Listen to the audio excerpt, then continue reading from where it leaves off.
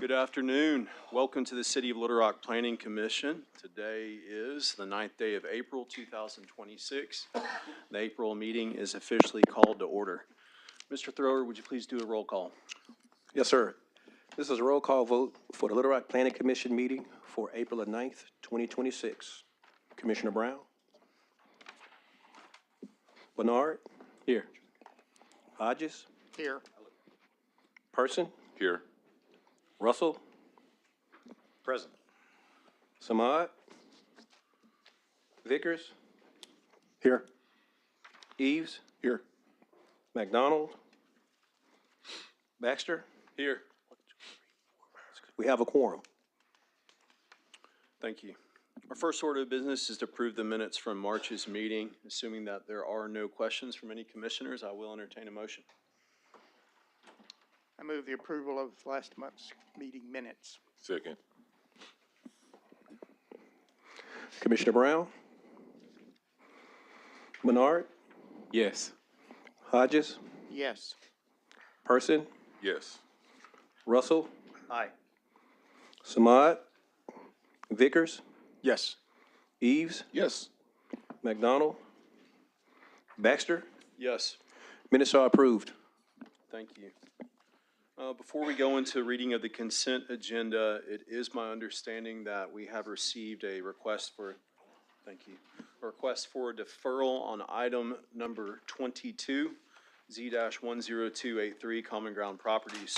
Would the applicant like to come to the podium?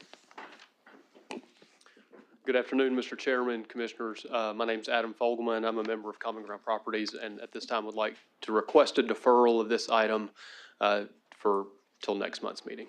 Thank you. I would entertain a motion regarding this deferral. I move this item be deferred until next month's agenda. Second. Commissioner Brown? Bernard?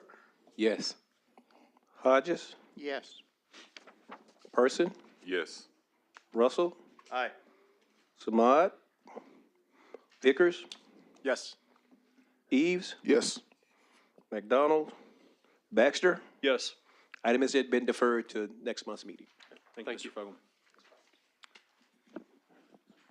Our next order of business is to review the consent agenda. Mr. Gosden, would you please read the consent agenda? The following is a Planning Commission agenda for April 9th, 2026. The following items have been withdrawn or deferred. Item 2, Z-10288 is being withdrawn without prejudice at the request of the applicant. Item 3, Z-9850-A is being withdrawn without prejudice due to insufficient notification, as the application was previously deferred 2 times. Item 6, Z-6458-A is being deferred to the July 9th, 2026 agenda at the request of the applicant. Item 7, Z-8294-B is being deferred to the May 14th, 2026 agenda as the applicant failed to respond to staff comments. Item 9, S-2016 is being deferred to the May 14th, 2026 agenda due to insufficient notifications. Item 13, Z-10280 is being deferred to the May 14th, 2026 agenda so the applicant can revise the application to a PZD. Item 15, Z-4768-E is being deferred to the May 14th, 2026 agenda due to insufficient notifications. Item 18, Z-9650A is being deferred to the May 14th, 2026 agenda as the applicant needs to submit a revised site plan. Item 20, Z-1036-A is being deferred to the May 14th, 2026 agenda due to insufficient notifications. Item 25, Z-1267 is being deferred to the July 9th, 2026 agenda due to insufficient notifications. Following is under consent approval. Item 1, 4, 5, 5.1, and 8 have been pulled to the regular agenda. Item 10, Z-10272, Graves Group Home, Special Use Permit, 6900 West Markham Street. Staff recommends approval of the requested special use permit, subject to the compliance with the comments and conditions outlined in paragraph E and the staff analysis of the agenda staff report. Item 11, Z10275, Savita Health Group Home, special use permit, 110 Shady Thicket Lane. Staff recommends approval of the requested special use permit, subject to compliance with the comments and conditions outlined in paragraph E and the staff analysis of the agenda staff report. Item 12, Z10266, Phillips Duplexes, conditional use permit, northeast corner of West 15th Street and South Martin Street. Staff recommends approval of the requested conditional use permit, subject to compliance with the comments and conditions outlined in paragraphs D and E of the staff analysis and the agenda staff report. Item 14 and 16 have been pulled to regular agenda. Item 17, Z-9509-A, Live Edge LLC, PCD, 120 East 6th Street. Staff recommends approval of the proposed rezoning, subject to compliance with the comments and conditions outlined in paragraph D and E and the staff analysis of the agenda staff report. Item 19, Z10083-A, Access Village, revised POD, 7814 T Street. Staff recommends approval of the proposed rezoning, subject to compliance with the comments and conditions outlined in paragraph D and E and the staff analysis of the agenda staff report. Item 21, Z10282, Saxion Enterprises, PCD, 2020 West 3rd Street. Staff recommends approval of the requested PCD zoning, subject to compliance with the comments and conditions outlined in paragraphs D, E, and F, and the staff analysis of the agenda staff report.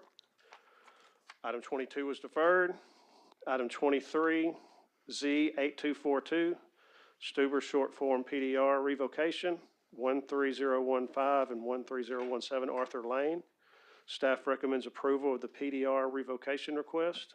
Item 24, Z10274, QBSR STR2, PDC at 1318, 1320 South Summit Street. Staff recommends approval of the PDC, subject to compliance with the comments and conditions outlined in paragraph E and the staff analysis of the agenda staff report. And that concludes the consent agenda. Thank you, Mr. Gosden. If there are no questions, I'll entertain a motion regarding the consent agenda. Mr. Chair, I move the adoption of Little Rock Planning Commission consent agenda for April 9th, 2026, as proposed by staff. Second. Commissioner Brown? Bernard? Yes. Hodges? Yes. Person? Yes.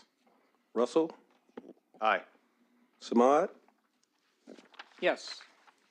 Vickers? Yes. Eves? Yes. McDonald? Baxter? Yes. The consent agenda has been approved.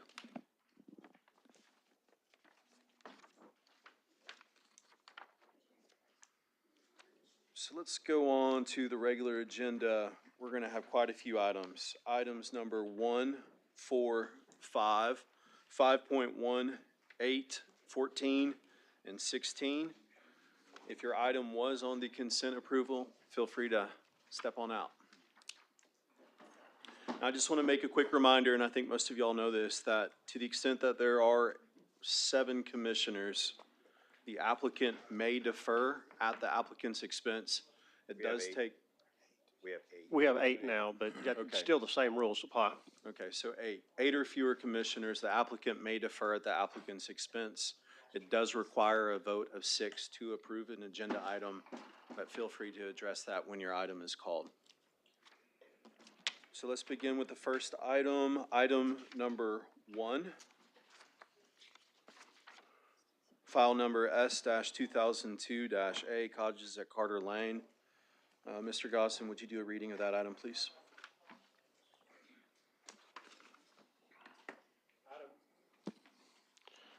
Item 1, S2002-A, Cottages at Carter Lane, preliminary plat at 4209 Carter Lane.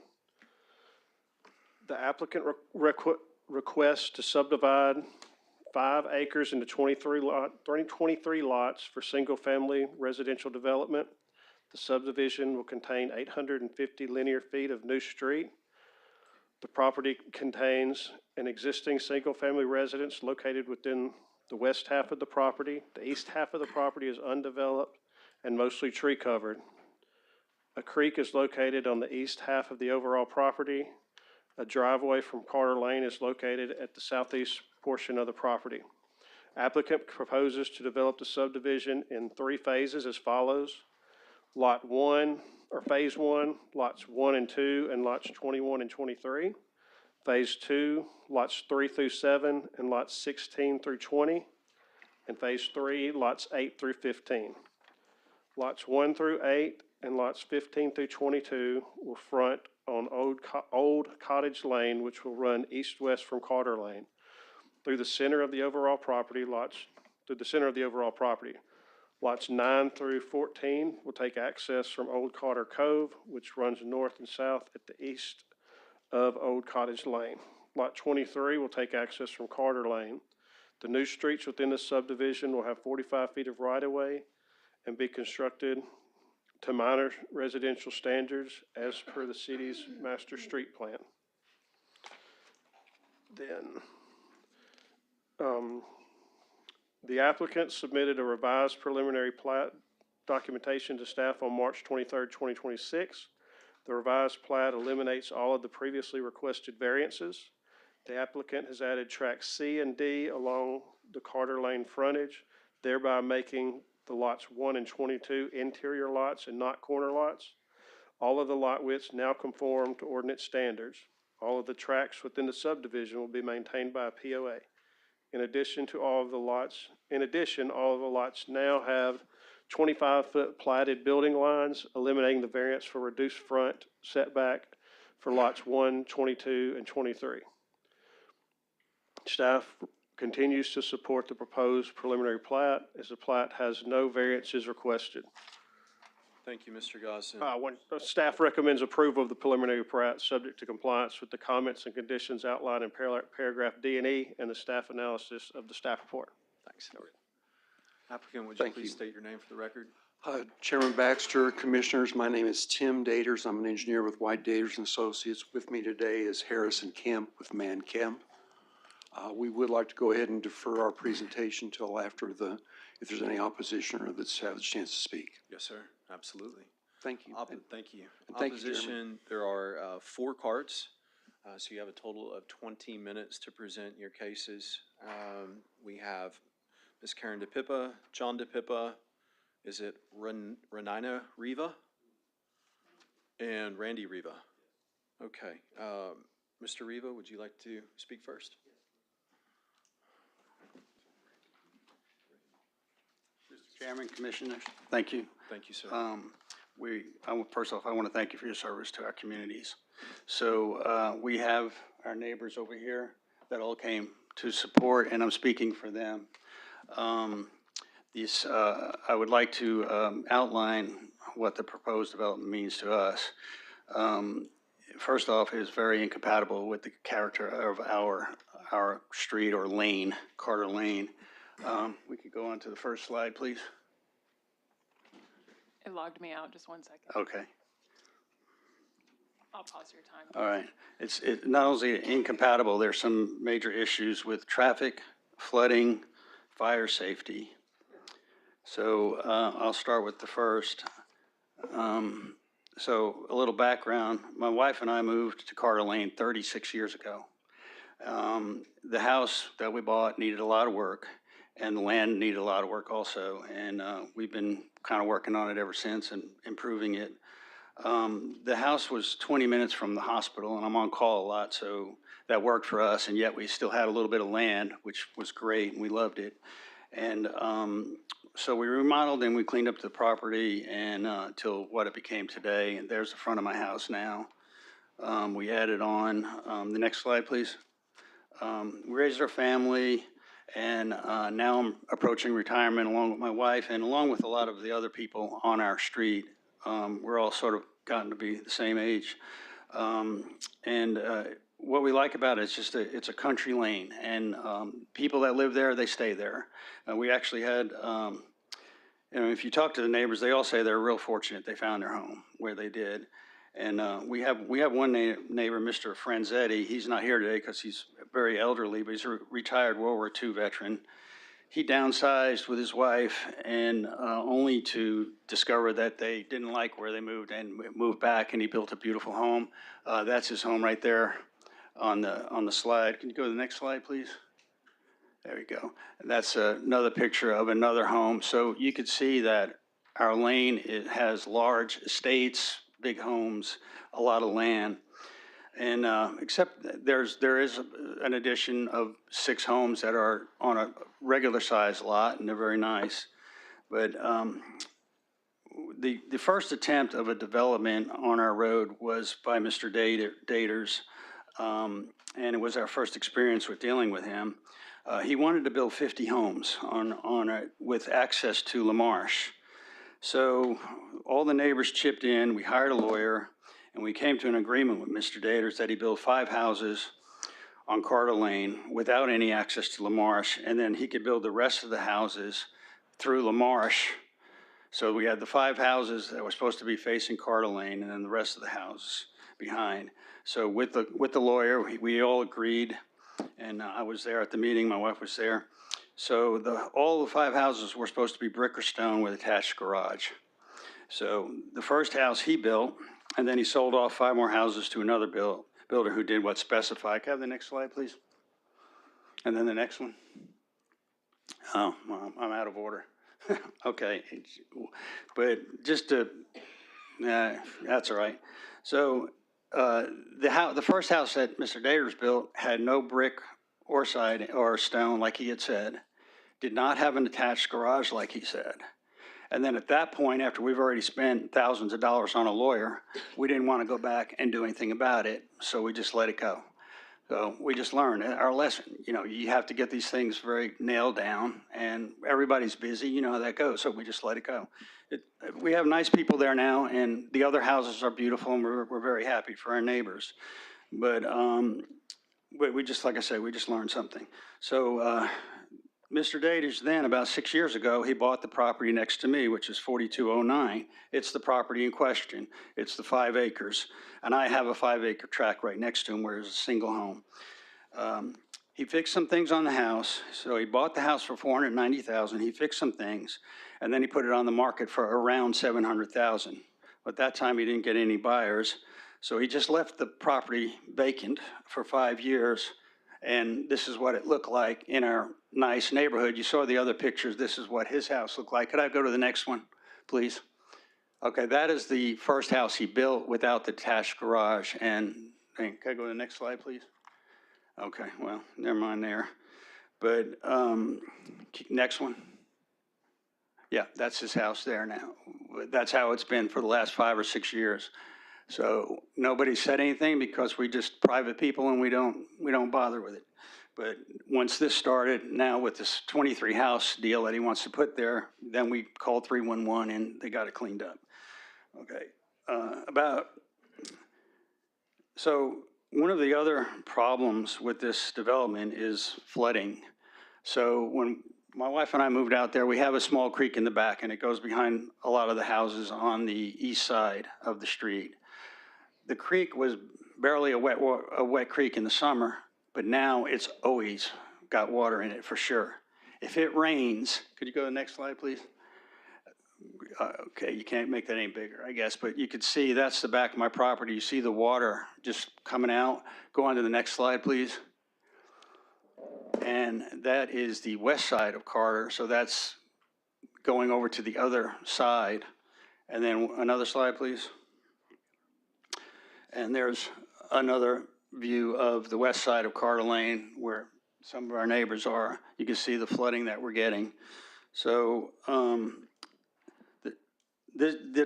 what has happened is the developments up LaMarche, up that hill to the south of us is just causing more and more water to come down into the creek and getting funneled into the creek, and the creek cannot withstand it, and it's coming out of the banks and it's becoming a hazard. Well, the city is familiar with this, and they've come up with a new flood stormwater control standard. The new standard requires a lot of area of your property to be used. Well, since Mr. Daters filed his plat way back in November, and then he has delayed and delayed and delayed, he hasn't done one bit of construction and one bit of anything. He's still trying to get in under the old stormwater standard. But we really need the new stormwater standard. No construction has been done, nothing has been done. You know, I really feel like the city should apply the new standard to this. We really need it. But when it rains now, our creek becomes like a rushing river, and it's overflowing. In fact, one of the neighbors, Tammy, she's here. She's a biologist, and she's worked with the Corps of Engineers. She surveyed the property at 4209, and she said that since it comes down to his property first, and then it comes on to mine, and it came down to where there was another property there that's now a nicer development. So it's just keeping on moving down. So when he does his development, then that's just going to flood out mine.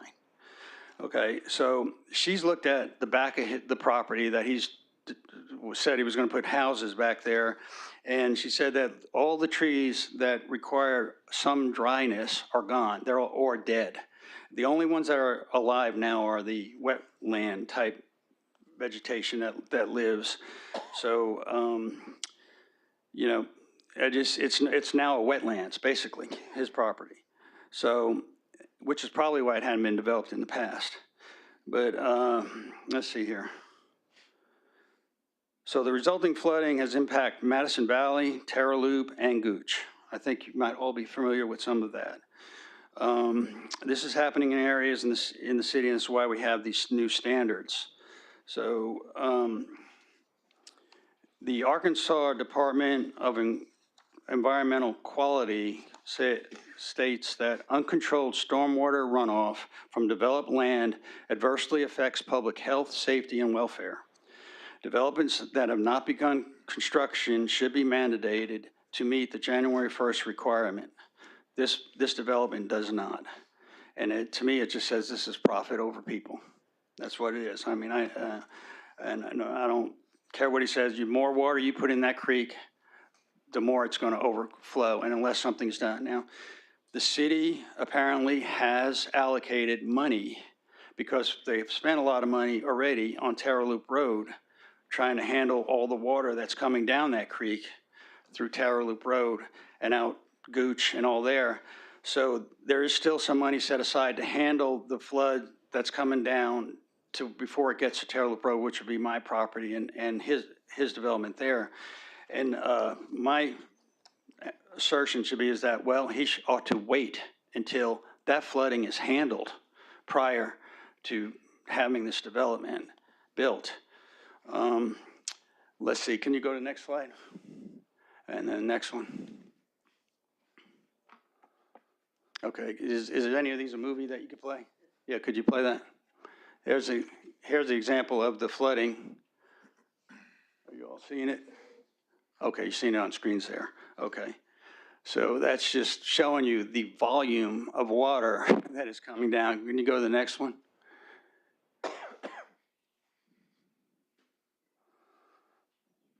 And the next movie that we have. Okay. This is behind the house. Okay, we'll go back the other way. All right. Any with the flooding. Yeah, there you go. So that is my creek behind the house now. All right. So I know that Mr. Daters, he feels like he's going to do something with the flooding, which, yeah, it has to be done, especially for Madison Valley, but just funneling more into the creek is just going to make it worse. Okay, so the other problem we have with it is that the secondary fire access roads. So the Arkansas Code D-107, 102 family dwelling developments in a 30 home, with a 30 home threshold, which our street only has 28 homes now. It'll have 30 when he's done. So he has to have secondary access roads. So he submitted 2 secondary access roads. One is through my backyard, which nobody has access to my backyard, and I've talked to a civil engineer and I've talked to a lawyer. He doesn't have rights to a backyard. And the other one is through the DePippas, their property they own, and they also talked to a lawyer, and he does not have rights. So that would be in violation of the code. So in other words, if he goes ahead, so at least let's delay this until he's not in violation of the fire code. Okay? So I also feel like, being the fact that Mr. Dater owns the property and he's the PE or the engineer on the property, that means, you must look at it very, very closely, and I think it just needs to be restudied, a lot of it, especially these things with the fire and all that. Why would you put that on? We had a meeting with him to try to determine what he would do, my wife and I, what he was going to do. Never did he mention that I'm going to put a road in your backyard or have access to your backyard. It was something that we found hidden in the papers, that was filed. So anyhow, 23 homes, can we go down further? 23 homes, one more down. Yeah, 23 homes on small lots are not compatible at all with Carter Lane, as I showed you in the beginning. And the road that we have, which you can't hardly get past. I have some pass outs. I don't know if you all are looking at them. Have you passed it around? You could see the 2 cars trying to get by. You could barely get by. It can't handle the traffic of that many cars. So the bill of insurance that he's submitted is the total minimum size house, the minimum lot size, the minimum everything. And that to me is not acceptable. I'm going to turn it over to Mr. DePippa now. Thank you, Mr. Riva.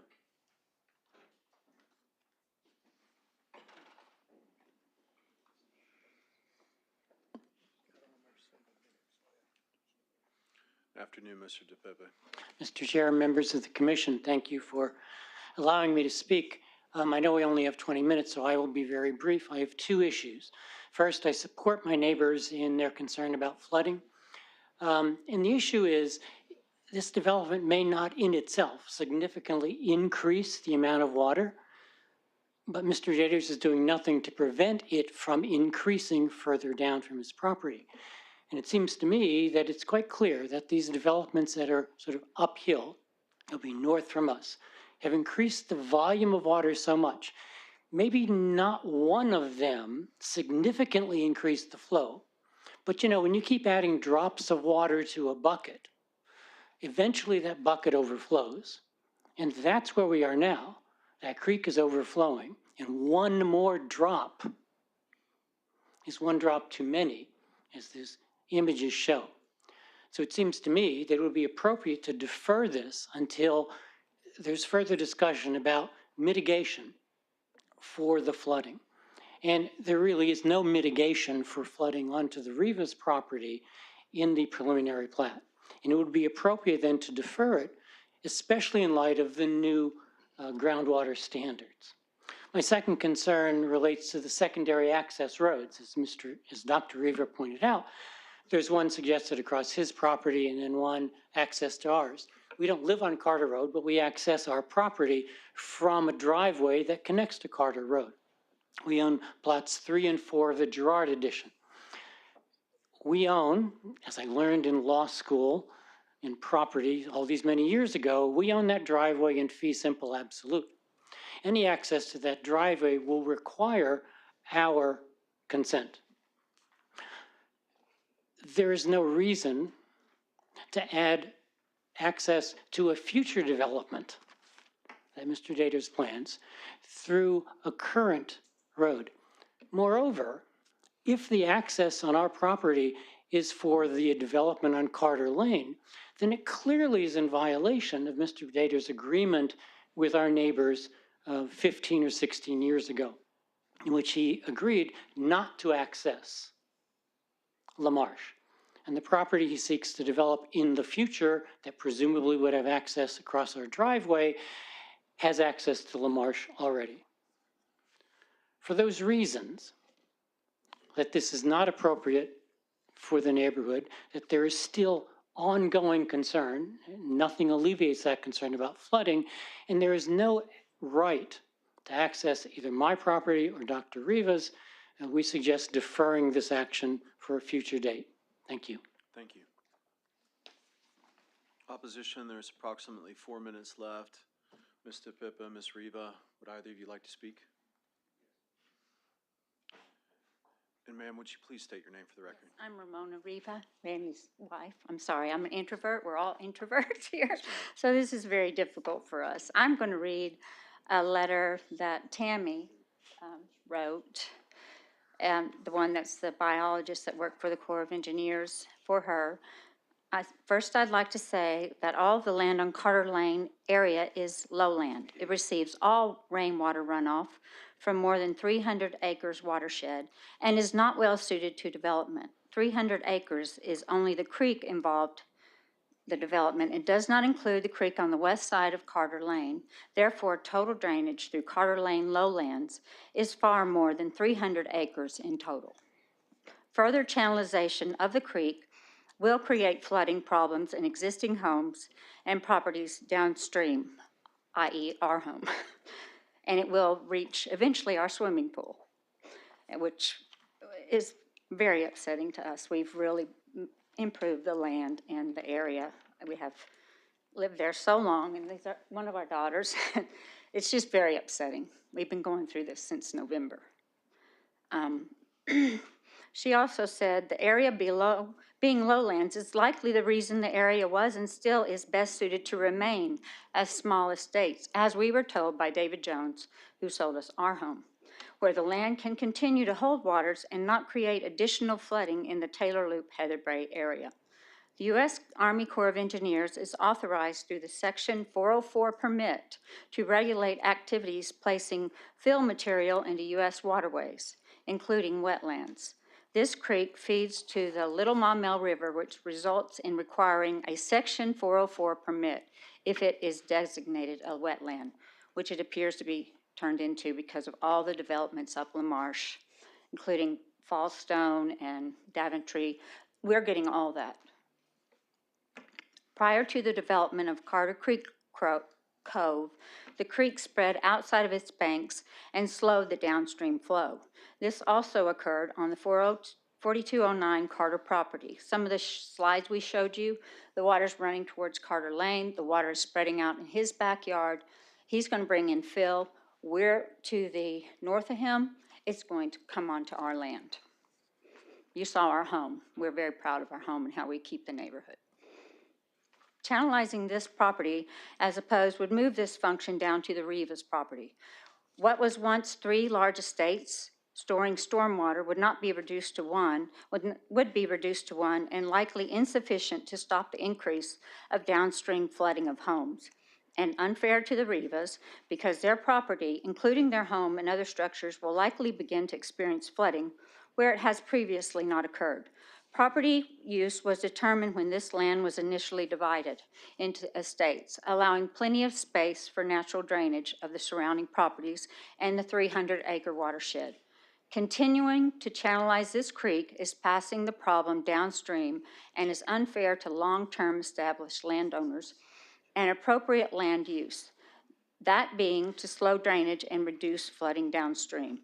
Carter Lane was developed as small estates, and building additional homes to maximize personal profit not only harms current homeowners, but future homeowners who might purchase a home in lowlands and at risk of significant flooding. Finally, stacking 23 homes into small acreage in the middle of an area that has long been 5 or 2.5 or so acre estates damages the integrity of the neighborhood and is neither compatible or harmonious with the existing neighborhood. Thank you, Ms. Riva. I would like to give you more time, but in the interest of fairness, we Sure. got to respect the 20-minute rule. Okay. I would like to note for the record that Ms. Karen DePippa, where's Ms. DePippa? Has also submitted a card, but we do not have time for her to speak. Thank you, Ms. DePippa. At this time, we'll call back the applicant, Mr. Daters, Mr. Kim. Quite a few concerns were raised. You have 20 minutes. Sir. Chairman, thank you. Yes, sir.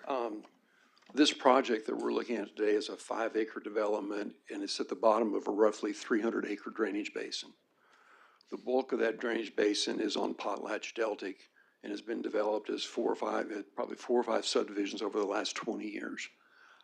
That drainage basin has got a detention facility with 1.5 million cubic feet of storage in it.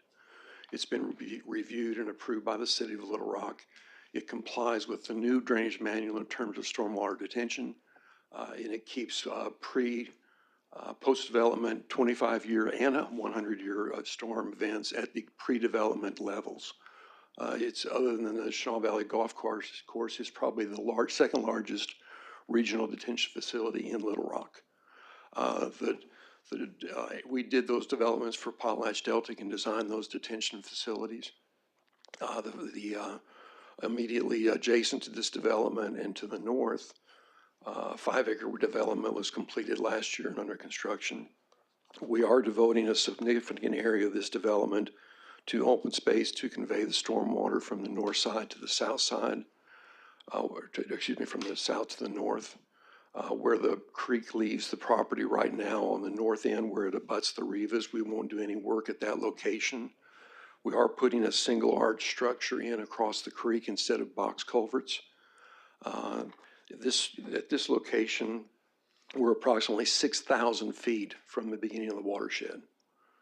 And this project has got about 330 feet of creek on it. We are going to provide detention on site, and development of this site is not going to change the peak discharges for the 25-year or the 100-year event. We did prepare a drainage report that went with the preliminary plat. Part of that drainage report was the approved copy of the detention study for all the acreage in Chenal Valley upstream of this. So of the 300 acres roughly, 290 of that is controlled and governed by that detention facility, which is just upstream in Chenal. We are going to comply with all the city's requirements in terms of home elevations as it relates to 100-year flood elevations in the creek. We are going to provide detention. Hannah, could you give one you pull up there? I did make a quick little sketch showing how we would handle the overall drainage within the development itself to keep it from impacting the adjacent property owners. That one's it right there. Basically, the houses from the fronts of the houses will drain to the streets, and the rear of the houses will drain to the rear half. We'll build swales along the north property line where the Rivas are. We'll also build a swale along the south property line to direct the water to the creek. Adjacent to Madison Valley, where they do have flooding issues, we're going to construct a swale on our property to collect the water and convey it to an existing 48-inch storm drain, which you see in the upper right-hand corner in, believe it or not, cyan. I know I apologize for the color selections. My drafting guy, I believe, is colorblind. But we are going to convey this. All the improved surfaces will drain to detention facilities. It's a big drainage basin.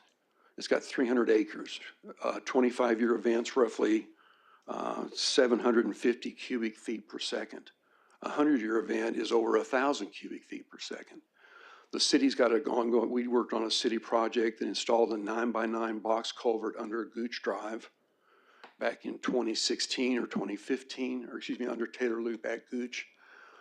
That culvert was designed at the city's request for only a 25-year event, and it was 9 feet square.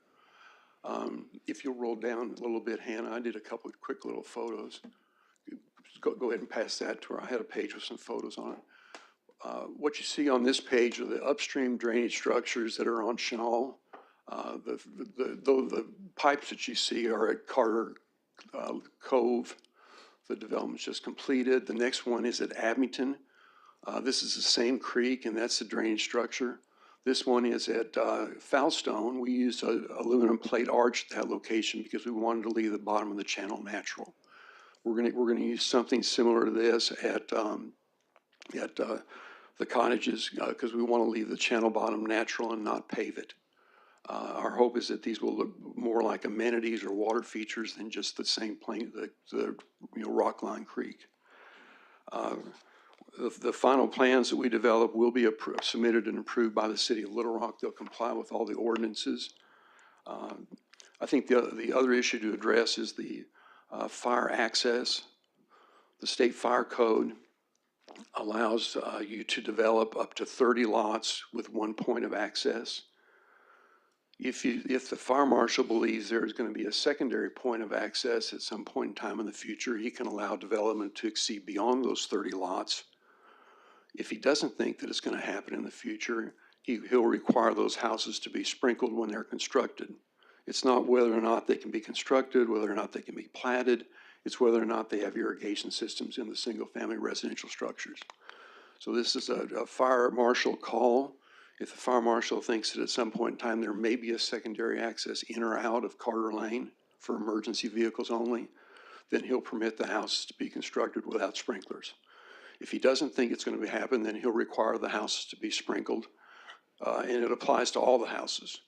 So in other words, the houses that are in Carter Creek Cove and are currently under construction, if he doesn't think it's going to happen the minute that he hits the 30th house there, he'll require it to be sprinkled. If somebody wants to build a new structure, he'll require it to be sprinkled. So it applies to all the structures, not just the new structures, and it's a fire marshal requirement, not a subdivision or plating requirement. But we intend to comply with all the city rules and regulations in subdivision. We're going to build a subdivision where 23 families are happy to live and want to buy the houses. This is probably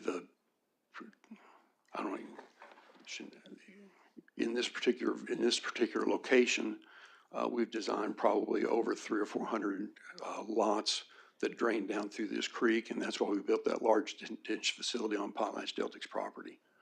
If you're happy to answer any questions that might come up.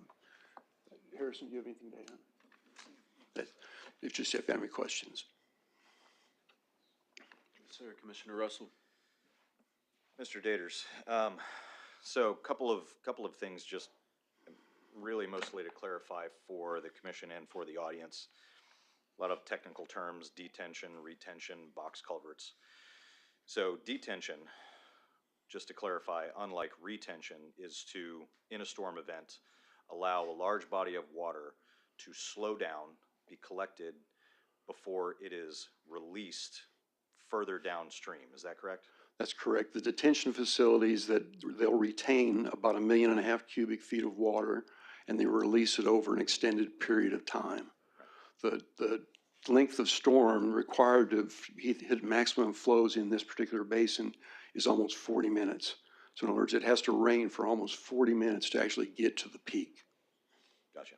Whereas retention, all of the water would physically be collected on site, stay on site. It would not discharge to adjacent properties.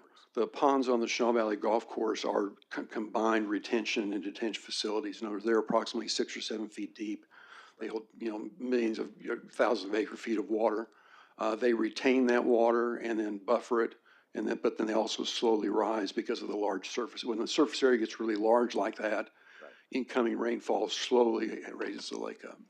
But for this development in particular, you're adding detention, so arguably you're increasing the availability of surface area to detain water during a storm event and then slowly release that water downstream. That's correct. After the storm event. And we'll in the creek bottom itself, the creeks are good creeks are composed of riffles and pools. Mm-hmm. So within the rock bottom of the creek itself, we'll have isolated pools and then little riffles. There's about 3 feet of fall from north to south across the side. And this is both clarifying question for you and of staff. There are no variances being requested for this replat. There are no special conditions. Everything within this application complies with the existing zoning ordinance, as well as the city's updated as of January stormwater retention guidelines. It complies with all the stormwater the requirements in the subdivision ordinance, yes. And we are zoned R2. Okay.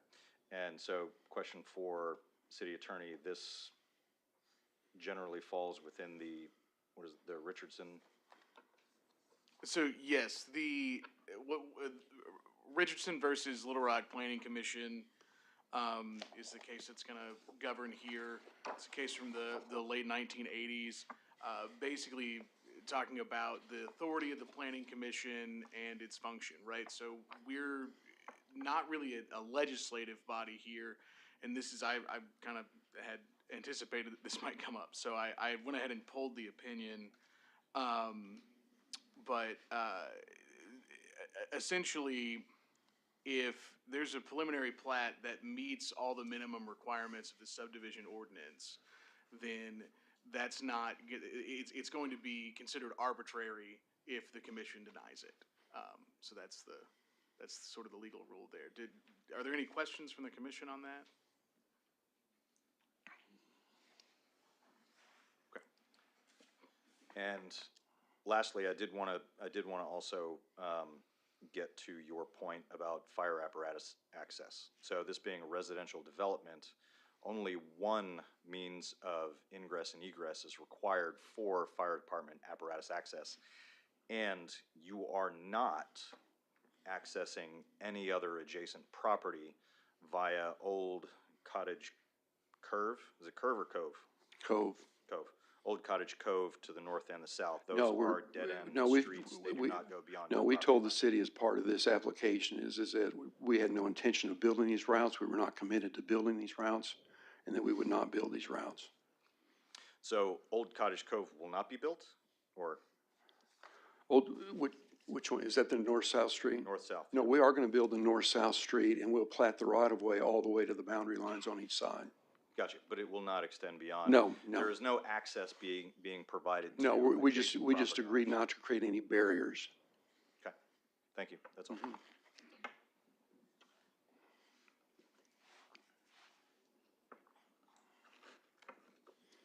I have one question about the stormwater plans.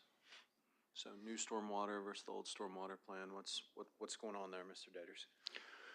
As part of in order to get the ordinance adopted, in the spring of 2025, the city said that if you own a piece of property right now and you submit a preliminary plat or development plan prior to September 29th of 2025, that you can develop that property under the old stormwater, under the 2018 version of the Stormwater Drainage Manual. It used different methods to consider detention and everything else. On this project, because the drainage basin is so large, our detention is going to comply with the 25 and 100-year. The 2018 version only required you to comply with the 100-year requirement, or 25-year storm. We're going to go ahead and comply and retain the 100-year storm as well so that we don't increase the 100-year storm event on this project.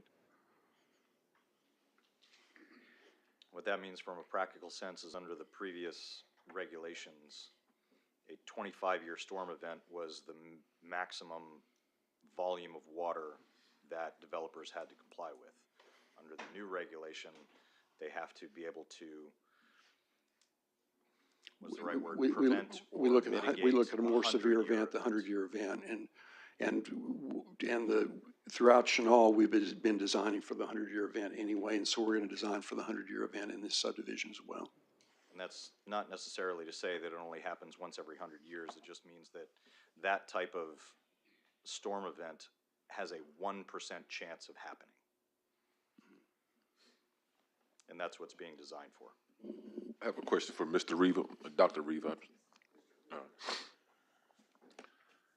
In your presentation, you had a slideshow. There was a lot of water running at a fairly fast clip. Where is that in relation to your property?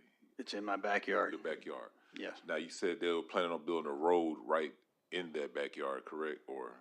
Yeah, well, that's what the map that he submitted to the city, but I've already talked to an engineer, and he said there's no way that he can access your road.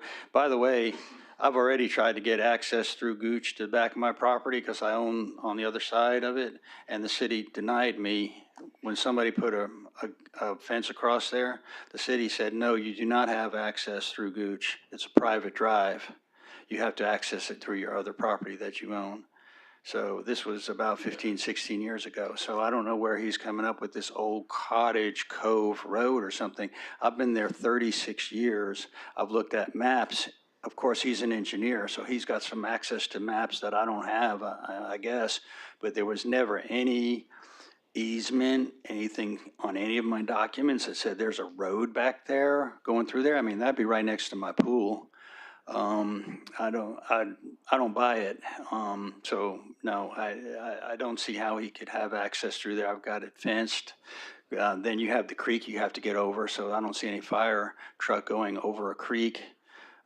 It's not just one that you could drive. It's kind of deep, and wide. So no.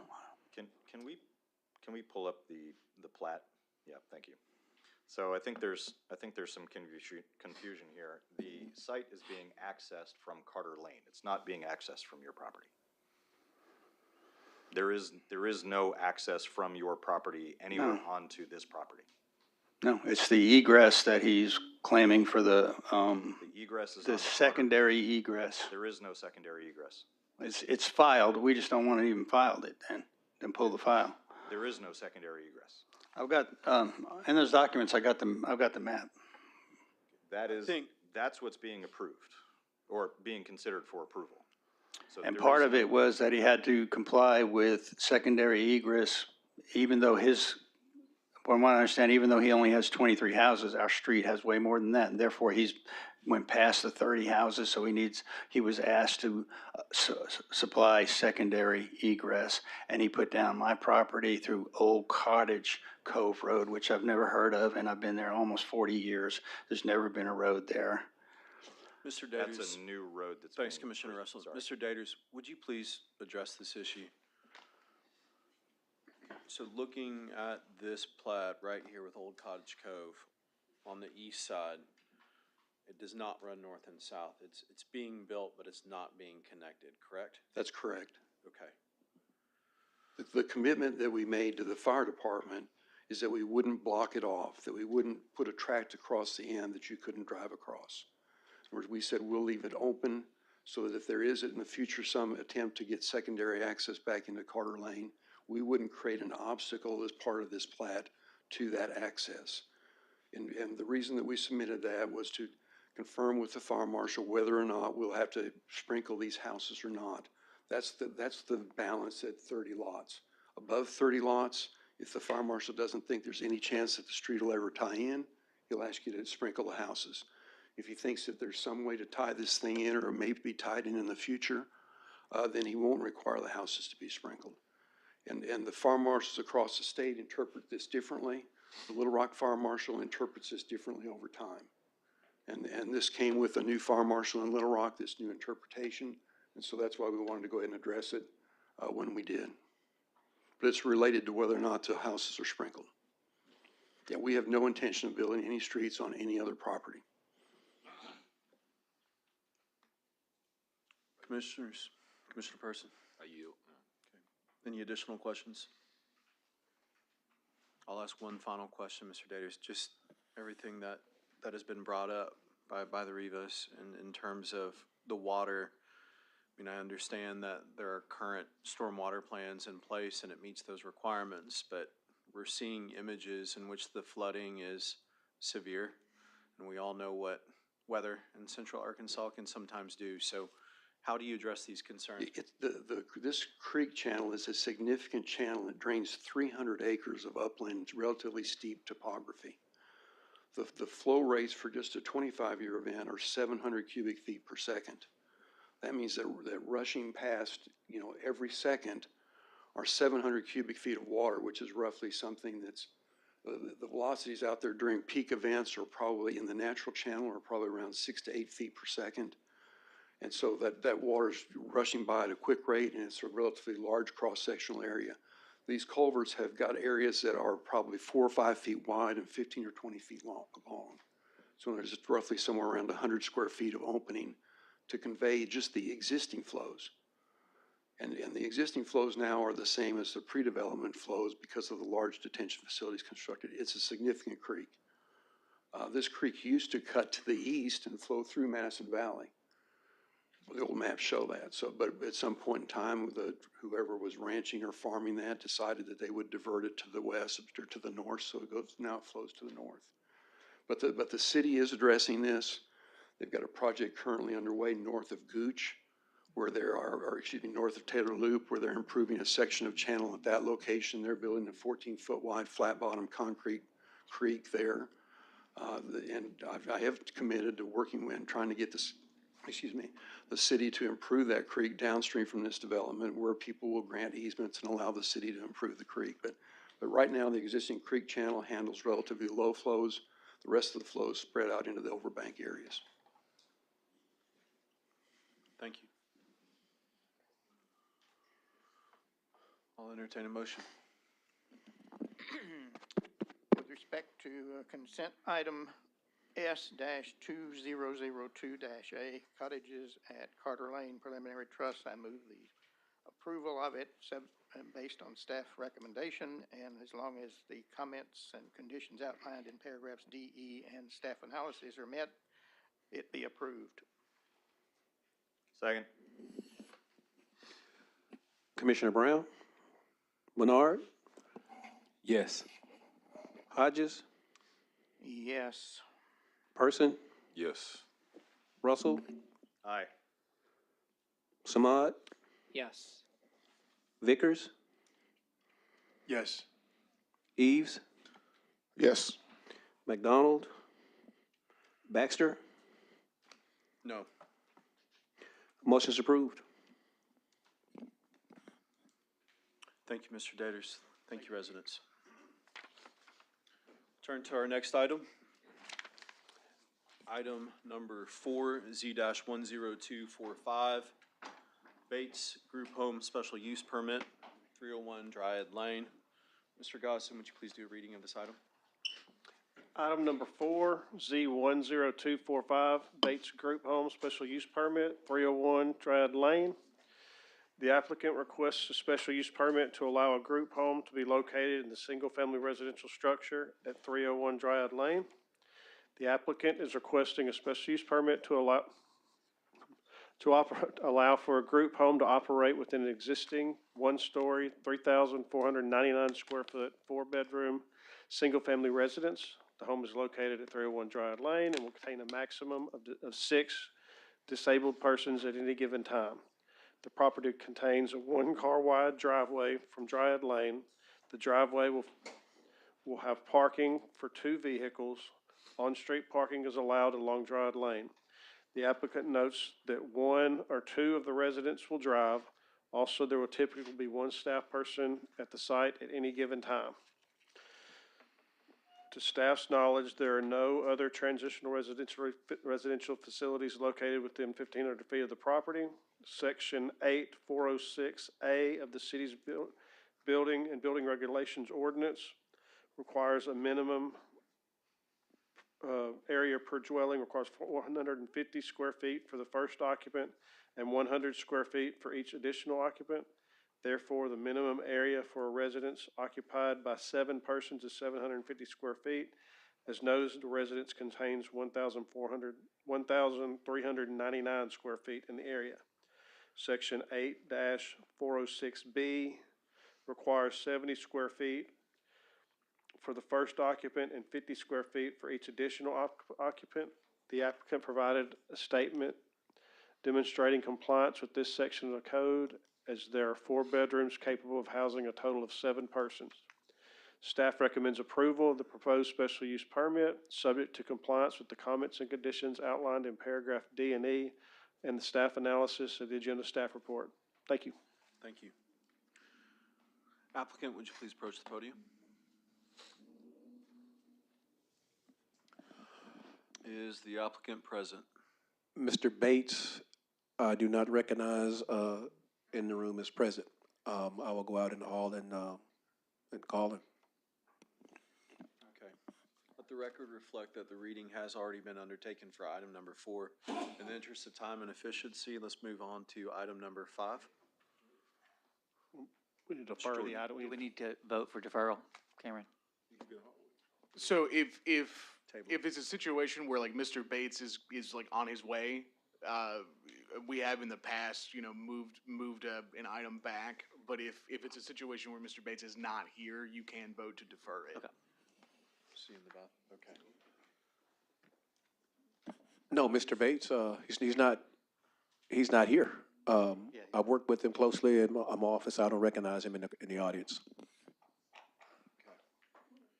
So it sounds like in this case, either we can push it towards the end, or I will entertain a motion to defer this. I think, Mr. Chair, I think there's somebody in the audience that has something to say. I'm sorry, ma'am, standing up. Yes, ma'am, would you Were you please here in approach the podium? opposition, or are you representing the application? Opposition. Okay. Oh, okay, We're good. sorry. Yeah. Thanks, Commissioner Russell. So let's put item number 4. I believe it's within my authority to put it at the end of the meeting. And let's move on with item number 5. Okay. So ma'am, Mark? yes, when we come back to this item at the end, assuming the applicant is present, you'll be welcome to present. Sir, I had filled out a card in opposition to.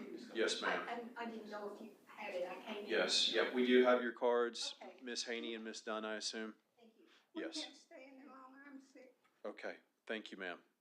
We will put this, unfortunately, the applicant's not present, so we're extending them the opportunity to come later. We will put this at the end of the agenda.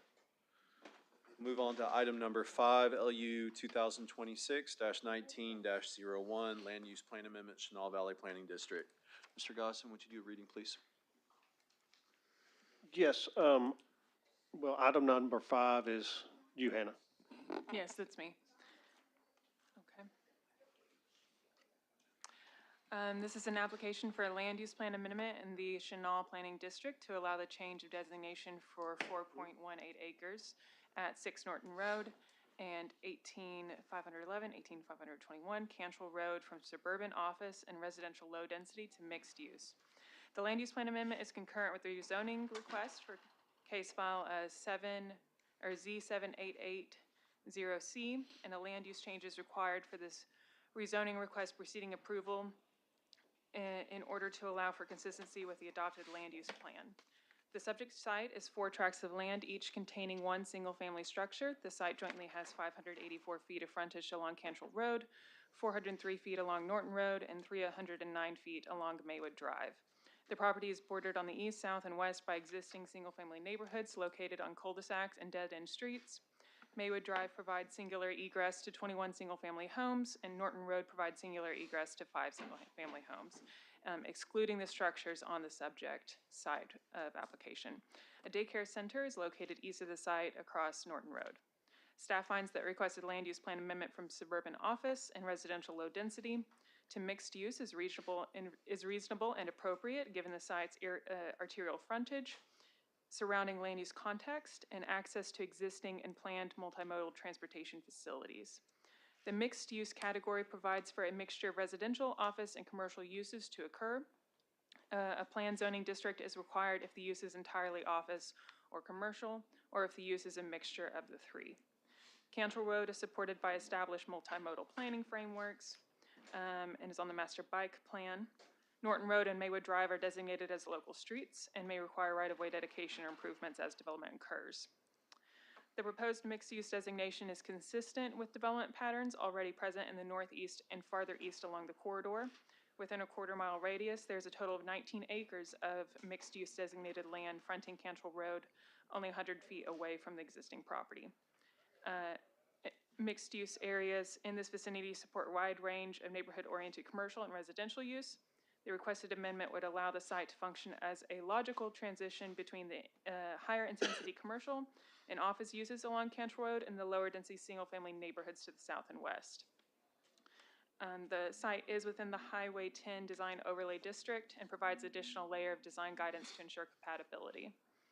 The amendment is consistent with the development trends and land use patterns along the Cantrell Road corridor and the intentions of the Chenal Planning District. There are no identified historic resources concerns, and the concurrent zoning request allows coordinated review and ensures that subsequent development will conform to applicable district and overlay standards. For these reasons, staff supports the proposed land use plan amendment in the Chenal Planning District from suburban office and residential low density to mixed use. and recommends approval. Thank you, Ms. Ratzliff. Would the applicant please approach the podium? Chairman, It is my understanding that there is 5.1 as well, and so can we have that item read as well? that'll be me. Mr. Goslin.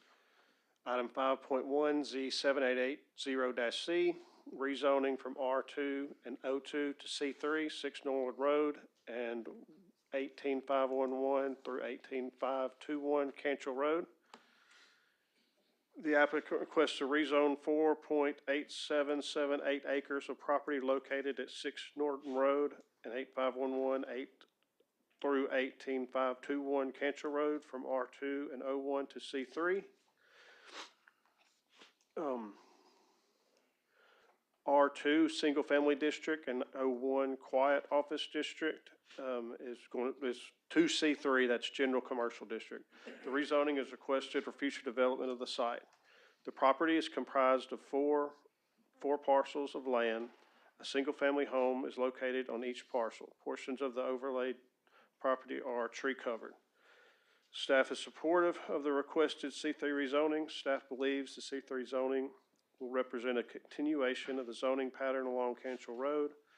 O1, PDO, and C3 and PCD zone properties are located north and east of the site. A non-conforming welding shop has historically been located across Maywood Drive to the west. Staff recommends approval of the requested C3 zoning. The applicant's, a staff update, the applicant submitted a revision to the application to the staff on March 3rd, 2026. The applicant has revised the application by eliminating the number of C3 permitted and conditional use list. Please see the attachment for applicant's edited use list. Staff continues to support the application. So the applicant did provide a list of C3 uses that they will be prohibited from using, and it's in the staff report. Thank you. Thank you. Applicant, would you please state your name for the record? Yes, sir. Good afternoon, Chairman and Commissioners. I'm Brian Dale with Joe White and Associates, representing this application. I also have Mark Carruthers over here in the corner. He's the owner of the property. Staff did an excellent job of introducing both the land use application and the rezoning. We'd like to reserve our time and let the opposition speak. Thank you, Mr. Dell. There's one card in opposition. Is it Morgan Grounds?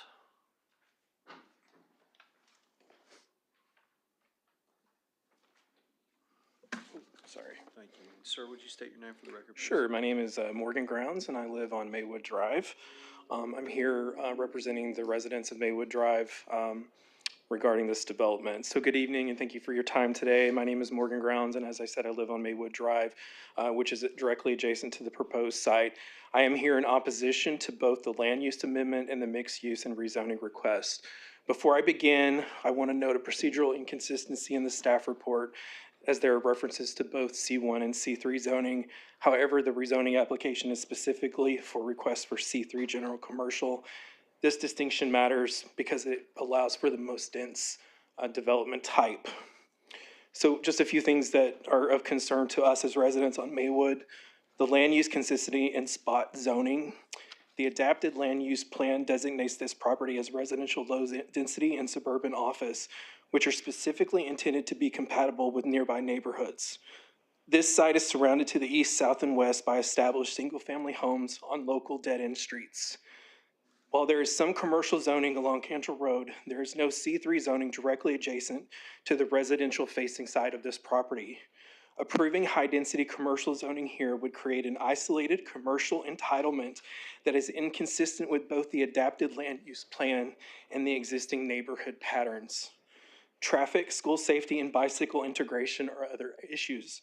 The staff report indicates that a traffic impact study may be completed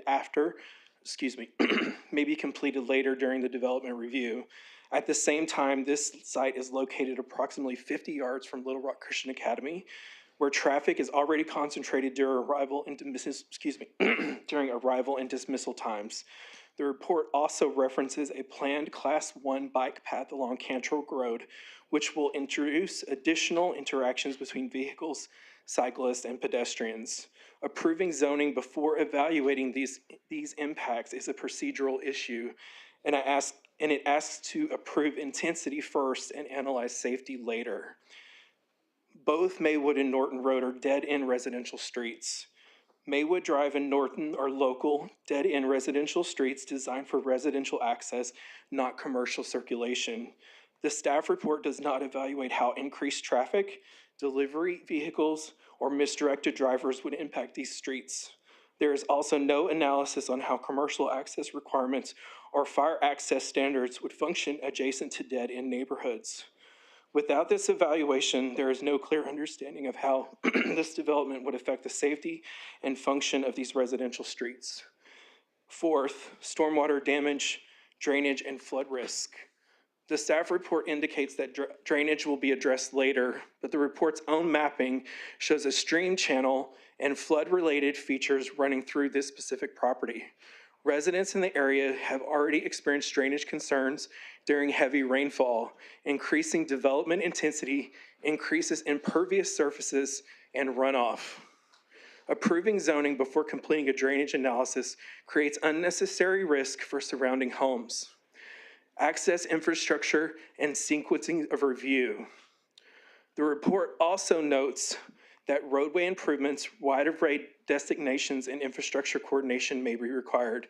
These are not minor details. They are directly determined how the site functions, yet these items are being deferred to a later stage. From a planning and procedural standpoint, this reverses the logical order of review. Infrastructure capacity and access should be understood before zoning intensity is approved, not after. Number 6, buffering, compatibility, and overall district requirements. The site is located within the Highway 10 Design Overlay District, which has a clear purpose under Section 36-434 to promote compatible development and prevent small lot strip commercial patterns.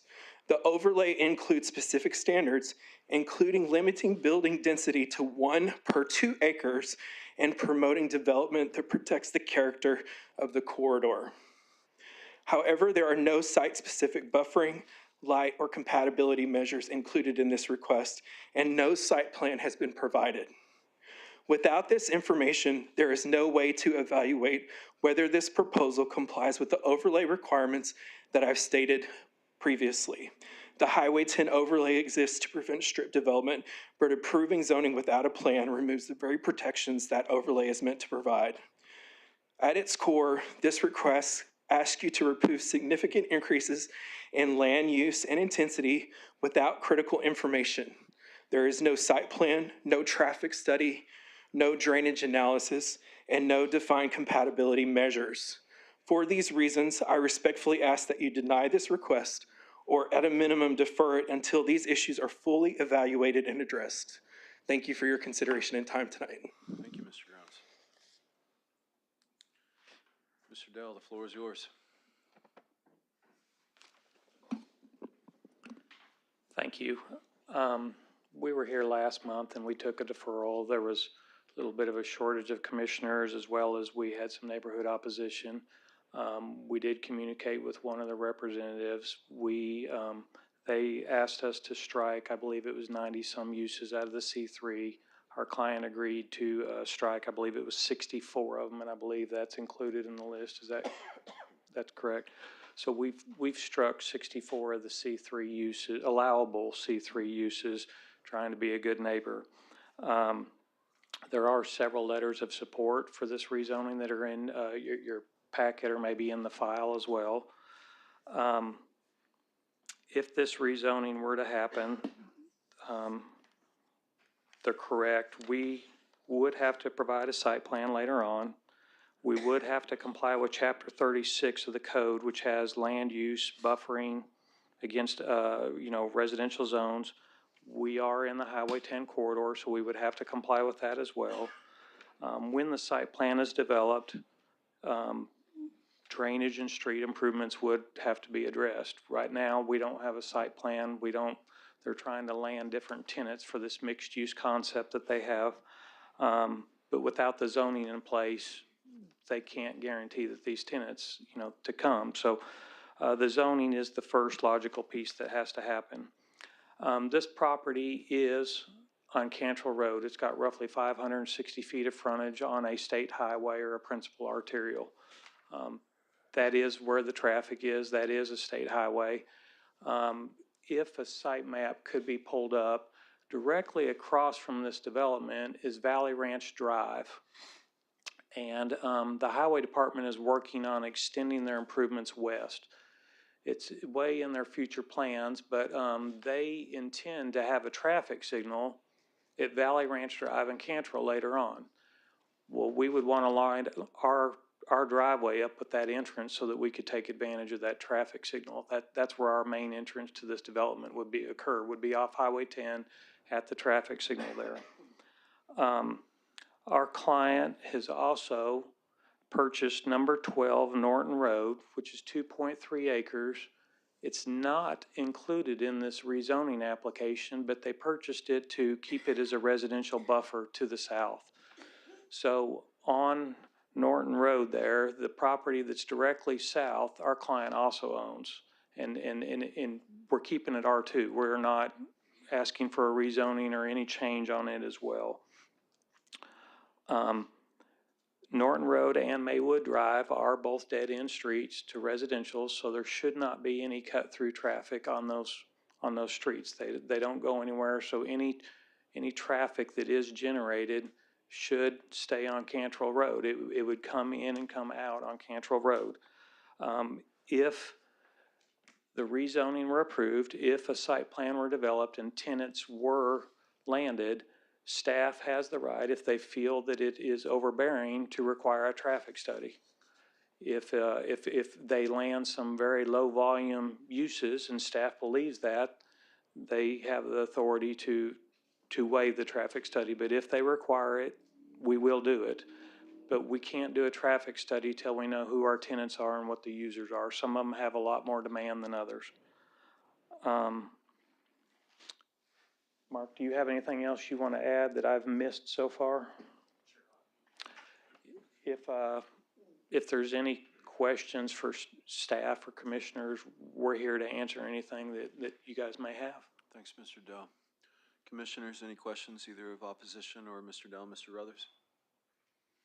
Commissioner Russell? Thank you, Mr. Chair. I don't necessarily have any questions, but I am going to use a little bit of time sort of to hop on my soapbox, so I'll beg a little bit of indulgence. The gentleman that's in opposition is absolutely right.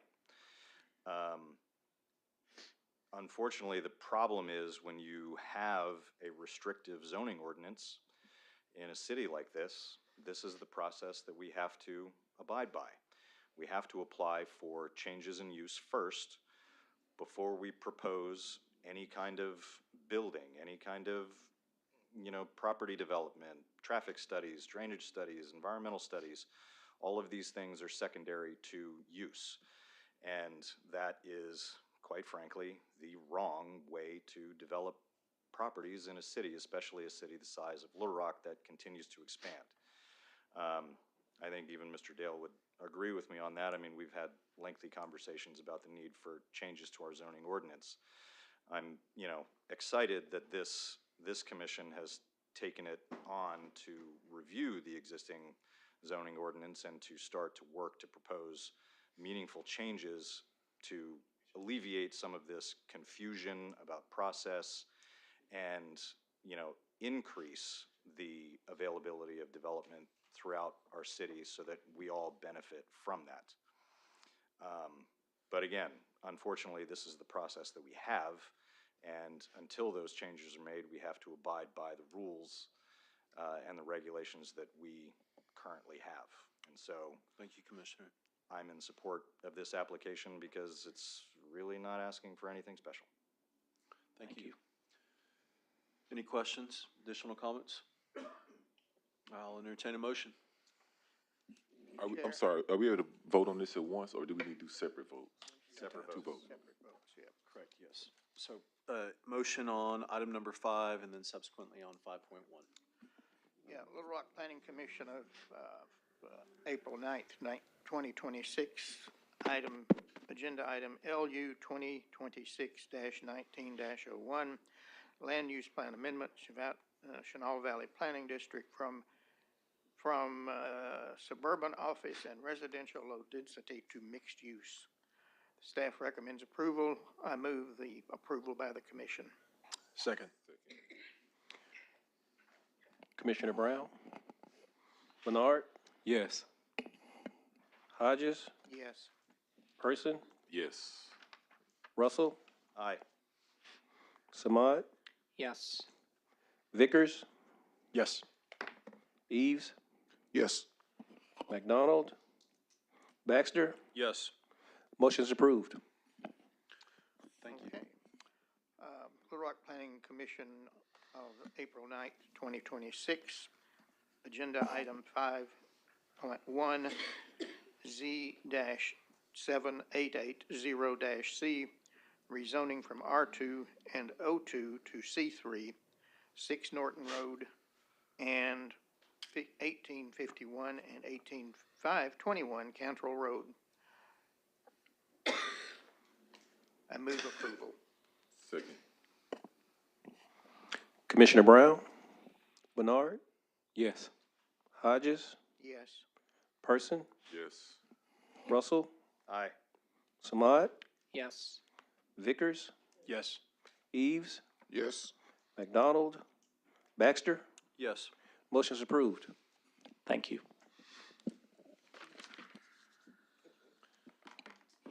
Thank you, Mr. Dell. Thanks for coming out, Mr. Grounds.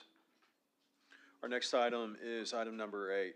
We're going to get through at least one or two more items, maybe take a short break, but let's keep on moving forward.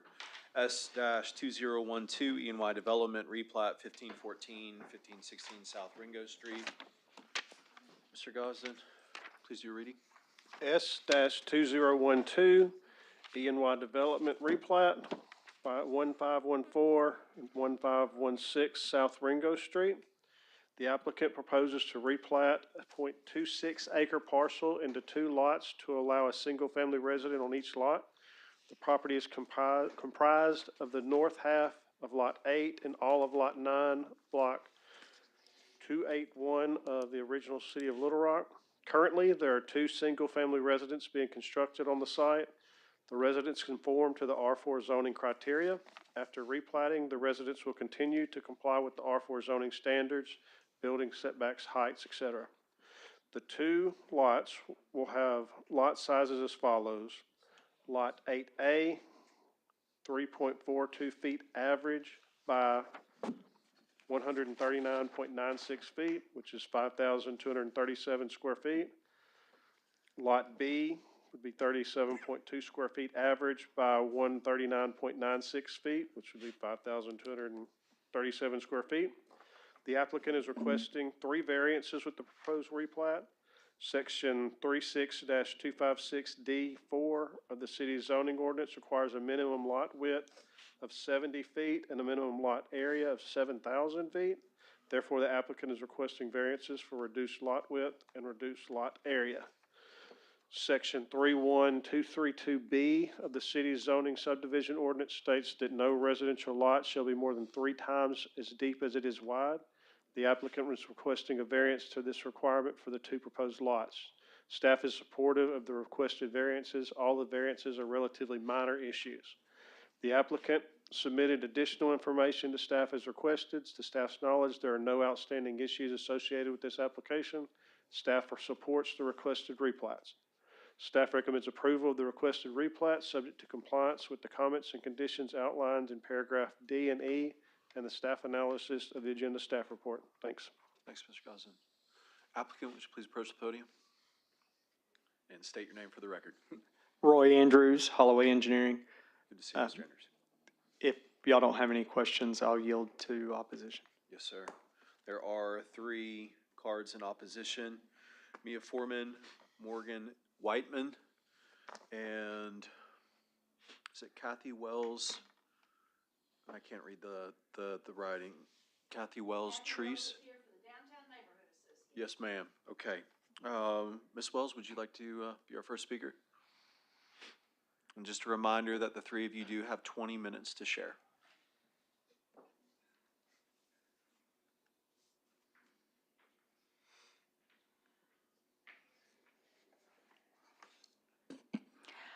Thank you for the ability to speak to you today. The president of the Downtown Neighborhood Association regrets she's traveling on business, so I am a member of the organization and I'm reading it on her behalf. This is the official organization submission. The Downtown Little Rock Neighborhood Association respectfully submits this letter in opposition to the proposed replat of the property at 1516 South Ringo. It proposes to subdivide the lot, requiring 3 variances on reduced lot width, reduced lot area, and a waiver from the lot width to depth ratio requirement. While we noticed the houses are already under construction, they may meet certain R4 standards for setbacks and height. The variances requested fundamentally alter the intended pattern of this site. The request would create these 2 lots. You've cited the numbers, I won't repeat them. Granting this multiple variances is going to represent a substantial departure from the established standards that guide residential development. It carries additional significance because it's the site of the former A.E. Bush House, part of the historic Bush Row. The demolition of this historic structure in 2024 was widely recognized as a significant loss to Little Rock's historic and cultural landscape. Our plan for the city encourages development decisions that recognize and respect these context of important sites and surrounding built environment. This replat would further alter the development pattern of this block. We've already had some subdivision activity on the southwest portion. The Downtown Little Rock Neighborhood Association also believes development decisions at this site should be evaluated in light of the 2024 Downtown Little Rock Master Plan. That emphasizes reinforcing the character of existing neighborhoods, protecting historic and cultural assets, encouraging context-sensitive infill development. Development that relies on multiple variances to establish a new lot configuration risks undermining these goals and altering the historic pattern of residential development in this area. We're also concerned about the precedent created when so many requests are reconsidered after development's begun. It had been the subject of proposals before and had been denied. Finally, the Little Rock Neighborhood Association wishes to express our strong support for the position taken by the Dunbar Historic Neighborhood Association, which has formally opposed this replat and the development pattern it represents. As neighboring organizations committed to preserving and strengthening the historic residential neighborhoods of downtown Little Rock, we share their concerns regarding compatibility, historic context, and long-term planning impacts. We support thoughtful redevelopment and additional housing opportunities in our city, but this should occur in a manner that respects adopted planning standards, historic context, and the established character of our neighborhoods. We respectfully ask denial of the replat. Thank you. Thank you, Ms. Wells. Ms. Foreman.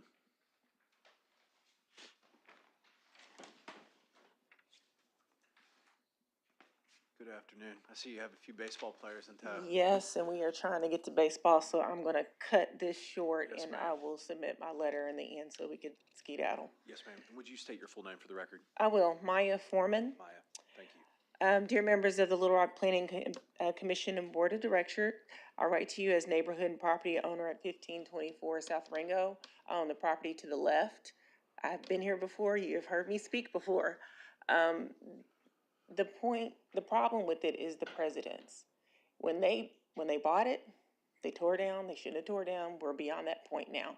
But they keep making changes. They keep trying to set precedents for this to continue in the neighborhood. And if it keeps going on this path, what's going to happen to the neighborhood? The concern, along with the other neighborhood and the Dunbar Community Association, is that when you keep making changes as these homes get torn down, is that you're destroying the integrity of these historic homes. And in particular, my home, we've delayed a lot of rehab on the home because if you keep making changes in the neighborhood, then I'm no longer gonna be able to be on the registry. And that dictates how I'm able to rehab my property and the way I would rehab my property. Because if homes like this keep getting torn down, then, you know, how many years is it gonna be before we don't have a historic neighborhood any longer?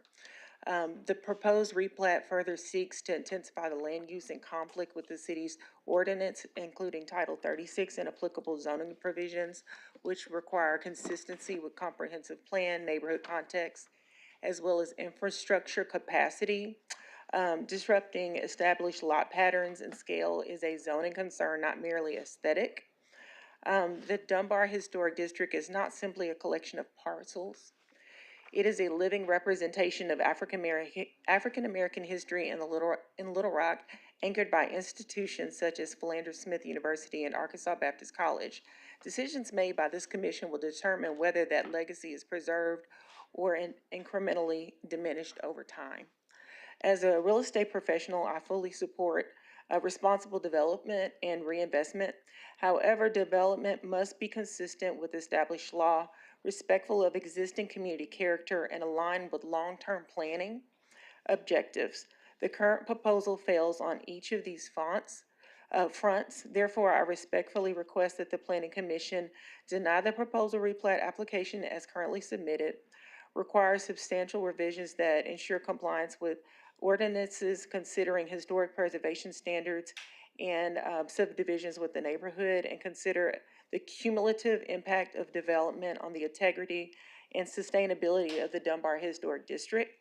Approval of this application, again, will set precedents that weakens the city's ability to enforce compatibility standards and protect historically significant neighborhoods. Such a precedent would have consequences far beyond this single parcel. Thank you for consideration and your continued service to all of the residents of the city of Little Rock and not just the investors. Thank you, Ms. So who do Foreman. I submit this letter to?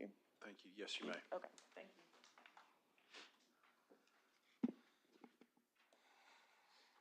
you. And Morgan Whiteman, is that correct? Please state your name for the record. My name is Morgan Weithman. I'm the Executive Director of the Quapaw Quarter Association. Thank you for having us out today. So, dear Commissioners, we respectfully submit this response in opposition to the proposed lot replatting application for 1516 and 1514 South Ringo Street. After careful review, we have significant concerns regarding the proposal's incompatibility with the established character and development pattern of the surrounding neighborhood. While the historic structure no longer stands and construction on the lot is ongoing, we oppose the requested variances to allow the reduced lot width, the lot area, and to increase the lot width to depth ratio.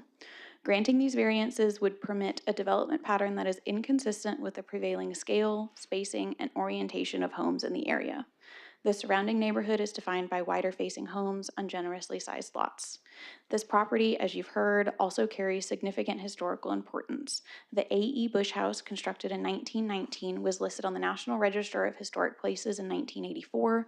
The current owner was formally notified of the home's significance on October 5th of 2023. Although the structure has since been demolished and consequently delisted, its loss underscores the importance of thoughtful, context-sensitive redevelopment moving forward.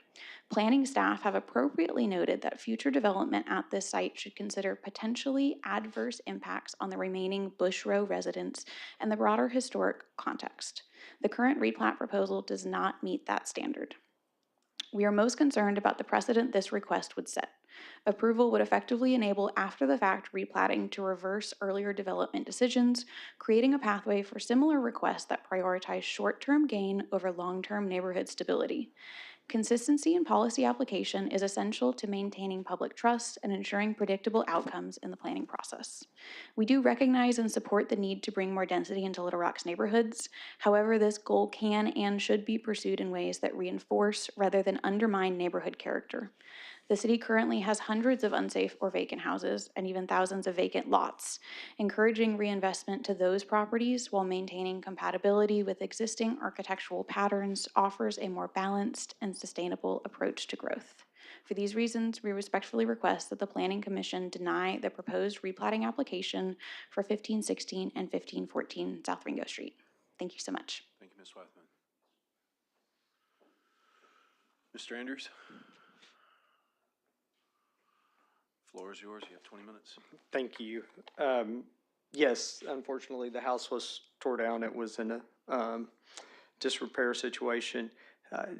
These lots, yes, we're asking for a variance. If you were to look at pages on adjacent streets, you'll find that this is similar. There are similar lots to this size with variances with this width of 37 feet, this depth. That is not uncharacteristic of this area, especially for redevelopment.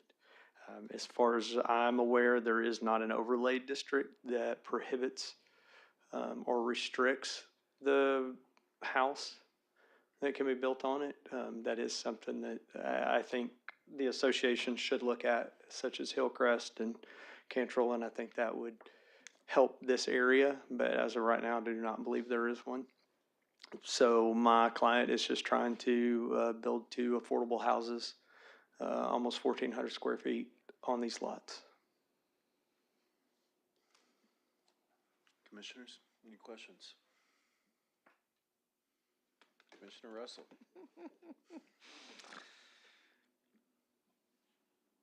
So clarification for staff, what's the proposed square footage of each individual lot? 5,237 square feet. What is the minimum required square footage for an R2 single-family lot within the downtown city of Little Rock? 6,000. The minimum allowed is 4, yes. Yeah. So as single-family residences, these would be well above the minimum required for a single-family home. That's correct. These 2 homes are currently under construction, Correct. so they have been permitted.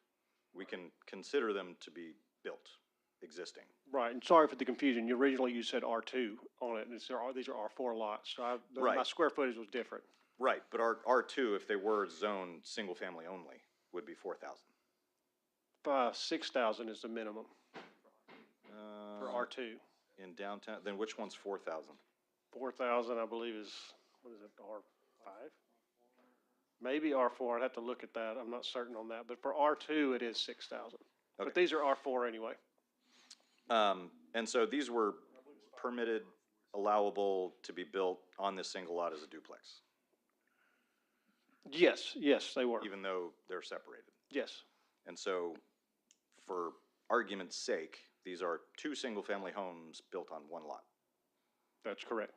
And so, as a rental, as 2 single-family homes on 1 lot, they're really only good for rentals.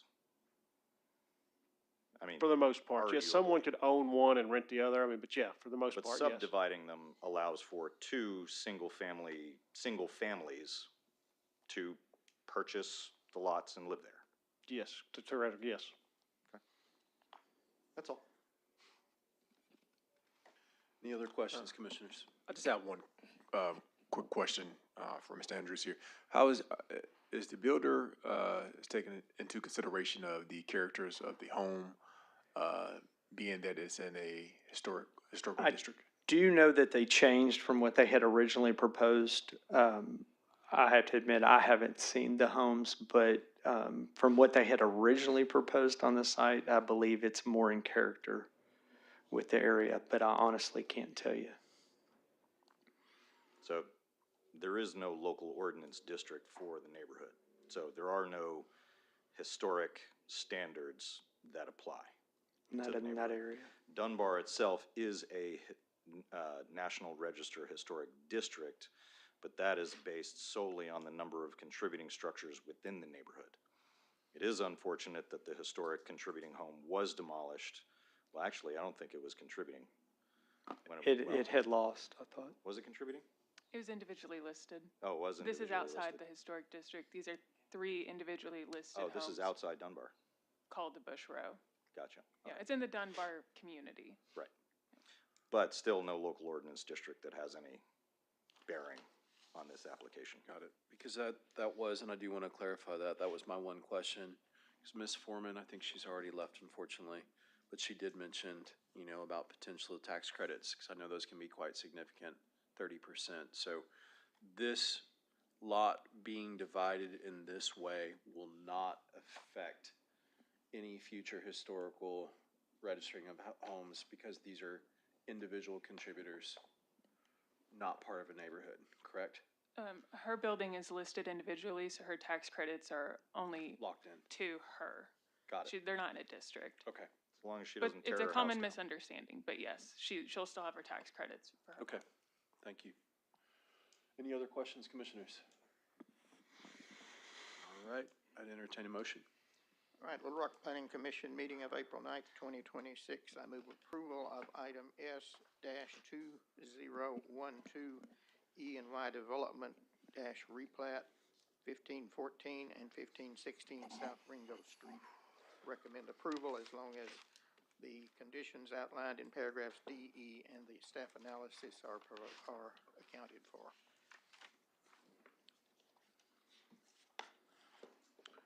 Do we need a second?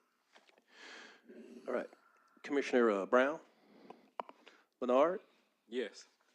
Hodges? No. Person? Yes. Russell? Aye. Samad? Yes. Vickers? No. Eves? Yes. McDonald? Baxter? Yes. 1, 2, 3, 4, 5, 6. Motion's approved. Thank you for your time. Thank you so much. Ms. Whiteman, Ms. Wells, thank you. All right, we're moving on to our third to last item, item number 14, Z-10281. Mr. Goslin, reading please. Item 14, Z10281, a rezoning from R2 to I2 and OS on the 7600 block of Jamison Road, the east side. The owner of the 4.0 acre property located in the 1600 block of Jamison Road, east side, is requesting that the property be rezoned from R2 Single Family District to I2 Light Industrial District and OS Open Space District. The property is undeveloped and mostly wooded. The applicant proposes to rezone the property as follows. The west 1.38 acres from R2 to I2, the east 2.70 acres floodway from R2 to OS.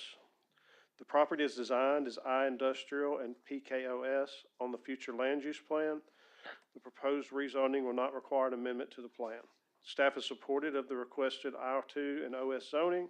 The proposed rezoning will represent a continuation of the rezoning pattern for this area along Jamison Road. The properties immediately north and south, as well as across Jamison Road, are currently zoned I2. Staff recommends approval of the requested I2 and OS zoning. Thank you. Thank you. Applicant, would you please state your name for the record? Yes, Ben Wells I'm an engineer with White Daters and Associates, and we would like to defer to the opposition. Thank you, Mr. Wells. There's one card in opposition. Looks like it is it PAMI Management, PAMI, DAMI? I can't read it.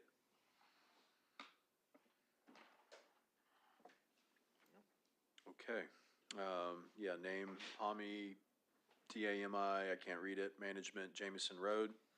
Looks like the opposition is no longer present. So in light of the fact that there's no opposition, I would entertain a motion. Little Rock Planning Commission of April 9th, 2026. I move approval of item 14, Z-10281, rezoning from R2 to 1-2- and OS 7600 block of Jamison Avenue, east side, based on staff recommendation of approval and the claimant meeting the applicant meeting all of the conditions and comments in the staff's recommendation. Second. Commissioner Brown? Bernard? Yes. Hodges? Yes. Person? Yes. Russell? Aye. Samad? Yes. Vickers, Yes. Eves, Yes. McDonald, Baxter. Yes. Motion's approved. Is Mr. James Bates in the room? 301 Dryad. Deferred. Okay, still not present. Deferred it. Second to last item, item number 16, Z-5963-H. Mr. Gossett, read it, please. Item Z 5363-H, Brody Creek Subdivision Cell Tower, revised PRD, the west side of South Bowman Road, approximately 500 feet north of Brody Creek Trail.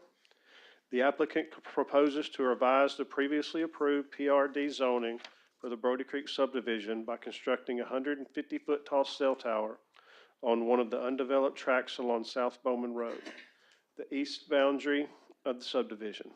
The Brody Creek Property Associations own 6 undeveloped tracts of land along South Bowman Road. The property is undeveloped and wooded. The POA has signed an agreement with the Towers LLC, providing their approval of the use of the property.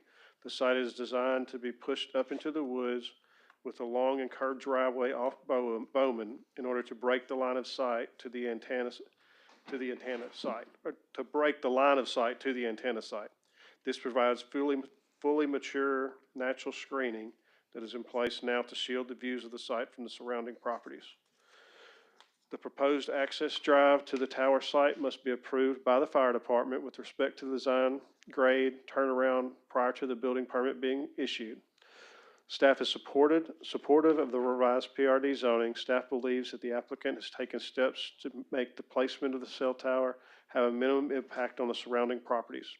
Staff recommends approval of the revised PRD zoning, subject to compliance with the comments and conditions outlined in paragraph D, E, and F, and the staff analysis of the agenda staff report. Thank you. Would the applicant please come to the podium? Good evening. I'm Tracy Gill, representing the Towers. Thank you, Mr. Gill. There is one card submitted in opposition. Would you like to speak now, or? Well, I'll yield to them and. Yes, sir. All right, Mr., is it Demeche Lipke? Miss Demeche? Demisha, thank you. Ms. Demisha Lipke. You have up to 20 minutes. Okay. We just received notice of all of this at the end of March, so we really haven't had a whole lot of time to look at exactly what's being proposed. We own the land, so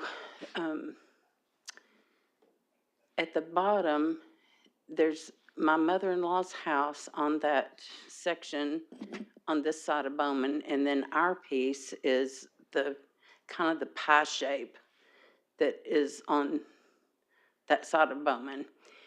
So I really was just coming to find out where exactly this tower is going to be, and because I think it said the notice had 4,300 and 4,600 listed, and our property is 4,500.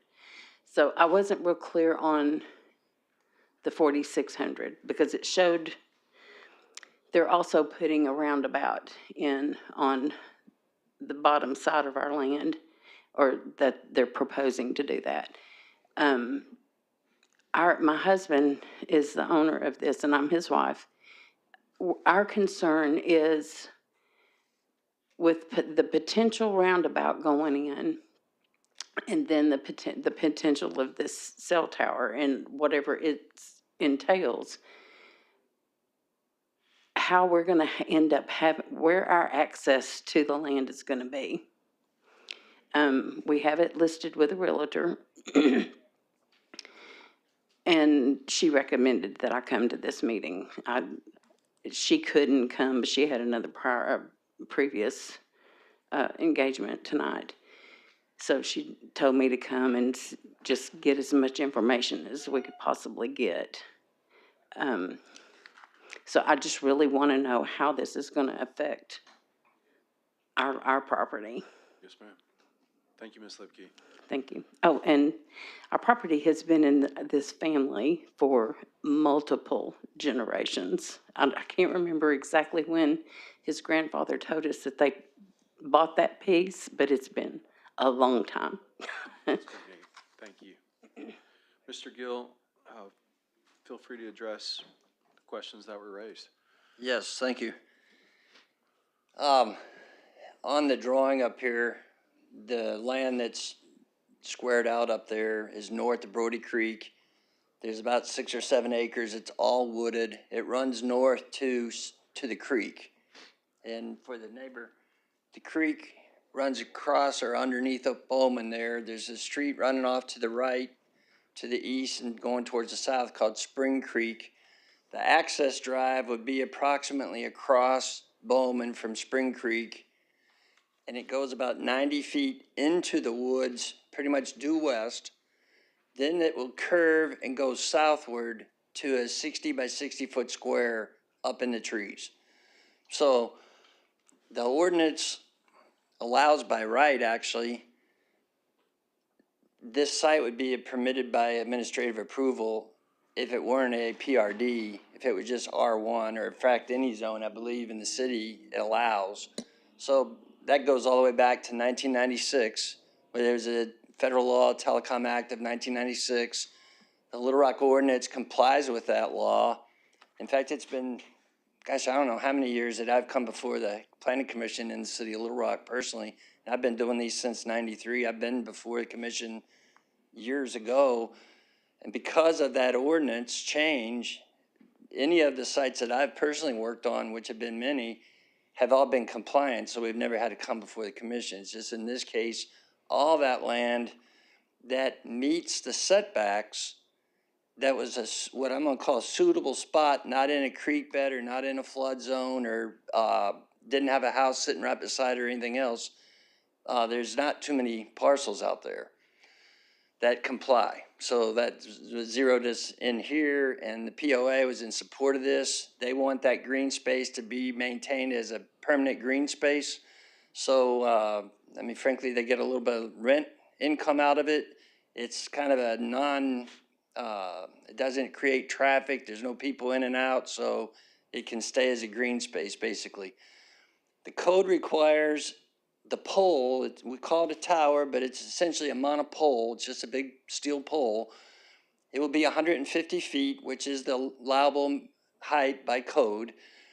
At that height, the setbacks to the property lines would need to be also 150 feet. And in this case, to the north is 504 feet. To the east, which is where the neighbor's at, it's 176 feet.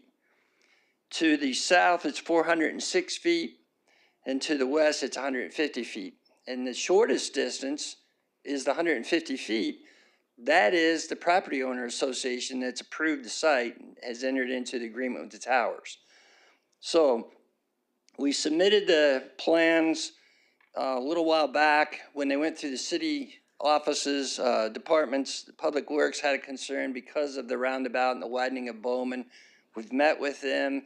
They shifted the site a little bit to the west, which made it even closer to the homes of the owners that approved the site, but it's still completely in compliance there. So the Telecom Act, we talked about the FCC requires the wireless phone companies to provide certain levels of wireless service. In this part of the city, all the carriers, I'm a contractor, I work with all of them, they all need more additional capacity in this area because all the users are just sucking up all the capacity. The FCC looks at it like, we think in terms of, we have a cable company, and we have, in some cities, a power company may provide service. We have fiber companies now, internet companies. We might have old DSL lines, and they're all providing communication services to the consumer. But the FCC has mandated the wireless providers to get in there and provide certain level of service so the consumer or the citizens of the city have as many choices as possible for them to be competitive with each other and to provide the best service for the citizens. So that's kind of what's driven us here. I've worked on this site for a long, long time and have because of the zoning, frankly, and we have beat it and beat it and beat it, and that parcel is like the best spot. It may be the only spot, frankly, that fully meets all the standards, except for it sits in a PRD that was passed way back then. So we're talking about a wireless communication facility, or WCF, but the reality is we wouldn't be talking about that. We'd be talking strictly about a PRD. We're just asking to revise the PRD. They'll come back with the application by right to build the thing. So I'm happy. Sometimes I'm in a position in cities around the state or in other states where I'm coming before a board and I'm asking for all kind of variances, and, you know, we're talking about landscaping and everything else. The beautiful part of this site is we're not asking for any of that. You've got a mature woods, and we're as deep into that woods as we can be. And even as deep as we are, the side that we're pushed closest to, is the homeowners that have agreed to let us be there in the first place. So the POA there, Brody Creek, have gone overboard from the very beginning. They wanted to be good neighbors to all the other neighbors. They kind of took it upon themselves to be the short end of the stick, if you will. They insisted that we not cut an access road directly out to Bowman because they wanted to retain the woods. So they've gone to a lot of additional expense to create the access down, I'm not going to say beside the creek because it's down just a little bit, but it's all undeveloped and they own all that land. But it goes west, so even when you're coming up or down Bowman, you will never have a direct line of sight looking to this antenna site. So they push the access, by the time it turns south, it's about 90 feet away from the edge of the right-of-way there. So I think that should address any concerns you would have, especially if you're off to the southeast. There won't be any impact at all. Okay, so inside of that dotted Ms. Lipke, just for the sake of keeping a record, can you approach the podium? Oh, it's about to go. Oh, sorry. That's all right. I thought to leave all these in the car.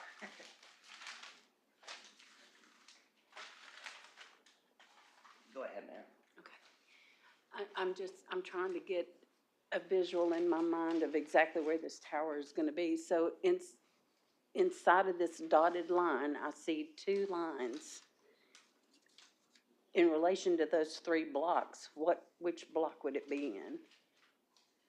It's approximately 500 feet north of Brody Creek Trail. Okay, no, I'm sorry, I'm a Well, female, you I see the have trouble pond, with. the little dark shaded area, kind of irregular shape towards the bottom of the picture. That's Oh, the okay. pond at Brody Creek Trail Okay, with the fountain. The little street, Brody Creek Trail, is just north of that, running off to the west. Right. And then on the north side of that, we're about 500 feet north. So we're Spring Creek, where you see the houses up kind of, right. if you just kind of go just a little tad north of that, you see where the creek runs across behind those houses. That's where the entrance would go in, and it would turn and come south. Now, if we go over to Brody Creek, where you see the houses coming around the north and then turning to the south, as they turn around, you get about between the second and third house there from the top, just coming out into the center there, into the center of that woods. Okay, so it would be pretty close to that first Yes, ma'am. solid line. Yeah. Ms. Lipke, I wanted to extend a little bit leniency to get your questions answered, but we do need to submit this to a vote. I'm certain and confident to say that it's not going to affect your land. Okay. Mr. Gill, thank you for your presentation. Thank you for letting me speak. Yes, ma'am. Thank you. And I will entertain a motion. Yeah, Little Rock Planning Commission, April 9th, 2026. Move approval of item 16Z-5963-H, Brody Creek Subdivision Cell Tower Revised RPD, west side of South Bowman Road, approximately 500 feet north of Brody Creek Trail. Based on staff recommending this item, I move approval. Second. Commissioner Brown? Bernard? Yes. Hodges? Yes. Person? Yes. Russell? Aye. Samad? Yes. Vickers? Yes. Eves, Yes. McDonald, Baxter. Yes. Motion is approved. Thank you all. Thank you. Ms. Lipke, thanks for coming out as well. We're going to return to item number 4. Not here. The applicant is not present, so would any commissioner like to make a motion to defer? Yes. Planning Commission, or Little Rock Planning Commission, April 9th, 2026. I move the dismissal, I guess.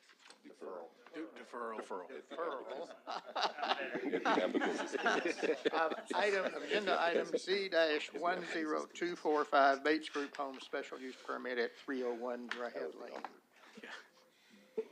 At the applicant's expense. Second. Commissioner Brown, Bernard, Yes.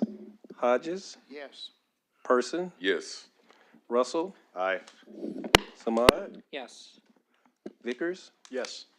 Eves, Yes. McDonald, Baxter. Yes. Item has been deferred to the May meeting. All right, thank you. Are there any public comments? Yes, ma'am, you may approach the podium. Mr. Chair, I will remind everyone that during citizen communication, we cannot discuss an item. That is correct. Ma'am, would you please approach the podium? Yes, sir. And state your name for the record? Is that better? Yes, ma'am. My name is Meg Dunn, and I'm the president of the Pembroke Clover Hill Neighborhood Association, of which the 301 Dryad is located in. No, ma'am, And no. as our director is saying, to the extent that this item was deferred. Yes, sir. And to the extent that this item is pending before our commission and will potentially, at the applicant's expense, come back before us in May, we can't hear comments from you on this item. Okay. If it's On this something unrelated to specific item. this, excuse me? No, I was just, sorry, I was backing you up. Yeah, just on Thank you, this Mr. Bowden. specific item, if you got a general comment or something about, something unrelated to the application, but. Well, may I just ask, and you can tell me if it's not allowed, is there any way to get a copy of the, where this says the special use permit outline, and it mentions outline in paragraphs D and E, and the staff analysis? Yes, ma'am. Is there a way to get a copy of that? My understanding, Ms. Dunn, this is part of public record, so after this meeting is adjourned, you may approach Mr. Gosden, and he'd be happy to give you that information. Okay, thank you. Thank you. Anything Okay. else? So, Public comments, okay. yeah, no, Sir, so please approach you the can tell podium. me, so Eric DeVries, I live on Dryad as Yes, sir. well. Okay. So this, it is operating as it is now. No. We can't sir. entertain questions regarding the specific item. So what are our, Anything that's related to the public record, you can go to Mr. Gosden afterwards, but, okay, yes, sir. sure. Just real quick, do you know what day in May? It will be the second Thursday, which I believe Gonna be is May 14th. the 14th. Okay, thank you. Yes, ma'am. Thank you. I know, I appreciate your concern. Commissioner, comments? Yep. Excuse me, Mr. Chairman. The applicant will be required to submit notices to property owners within 200 feet of the boundaries of the property. So if you live within 200 feet of this address, you will be getting, or you should be getting, a notice of public hearing via certified mail. Okay, well, I'm farther. Sure. Thank you. Thank you. One very quick note, I would like to note that Vice Chairman McDonald wasn't here because of jury duty, so many thanks to her for her public service. And with that, the April meeting is officially adjourned. Thank you.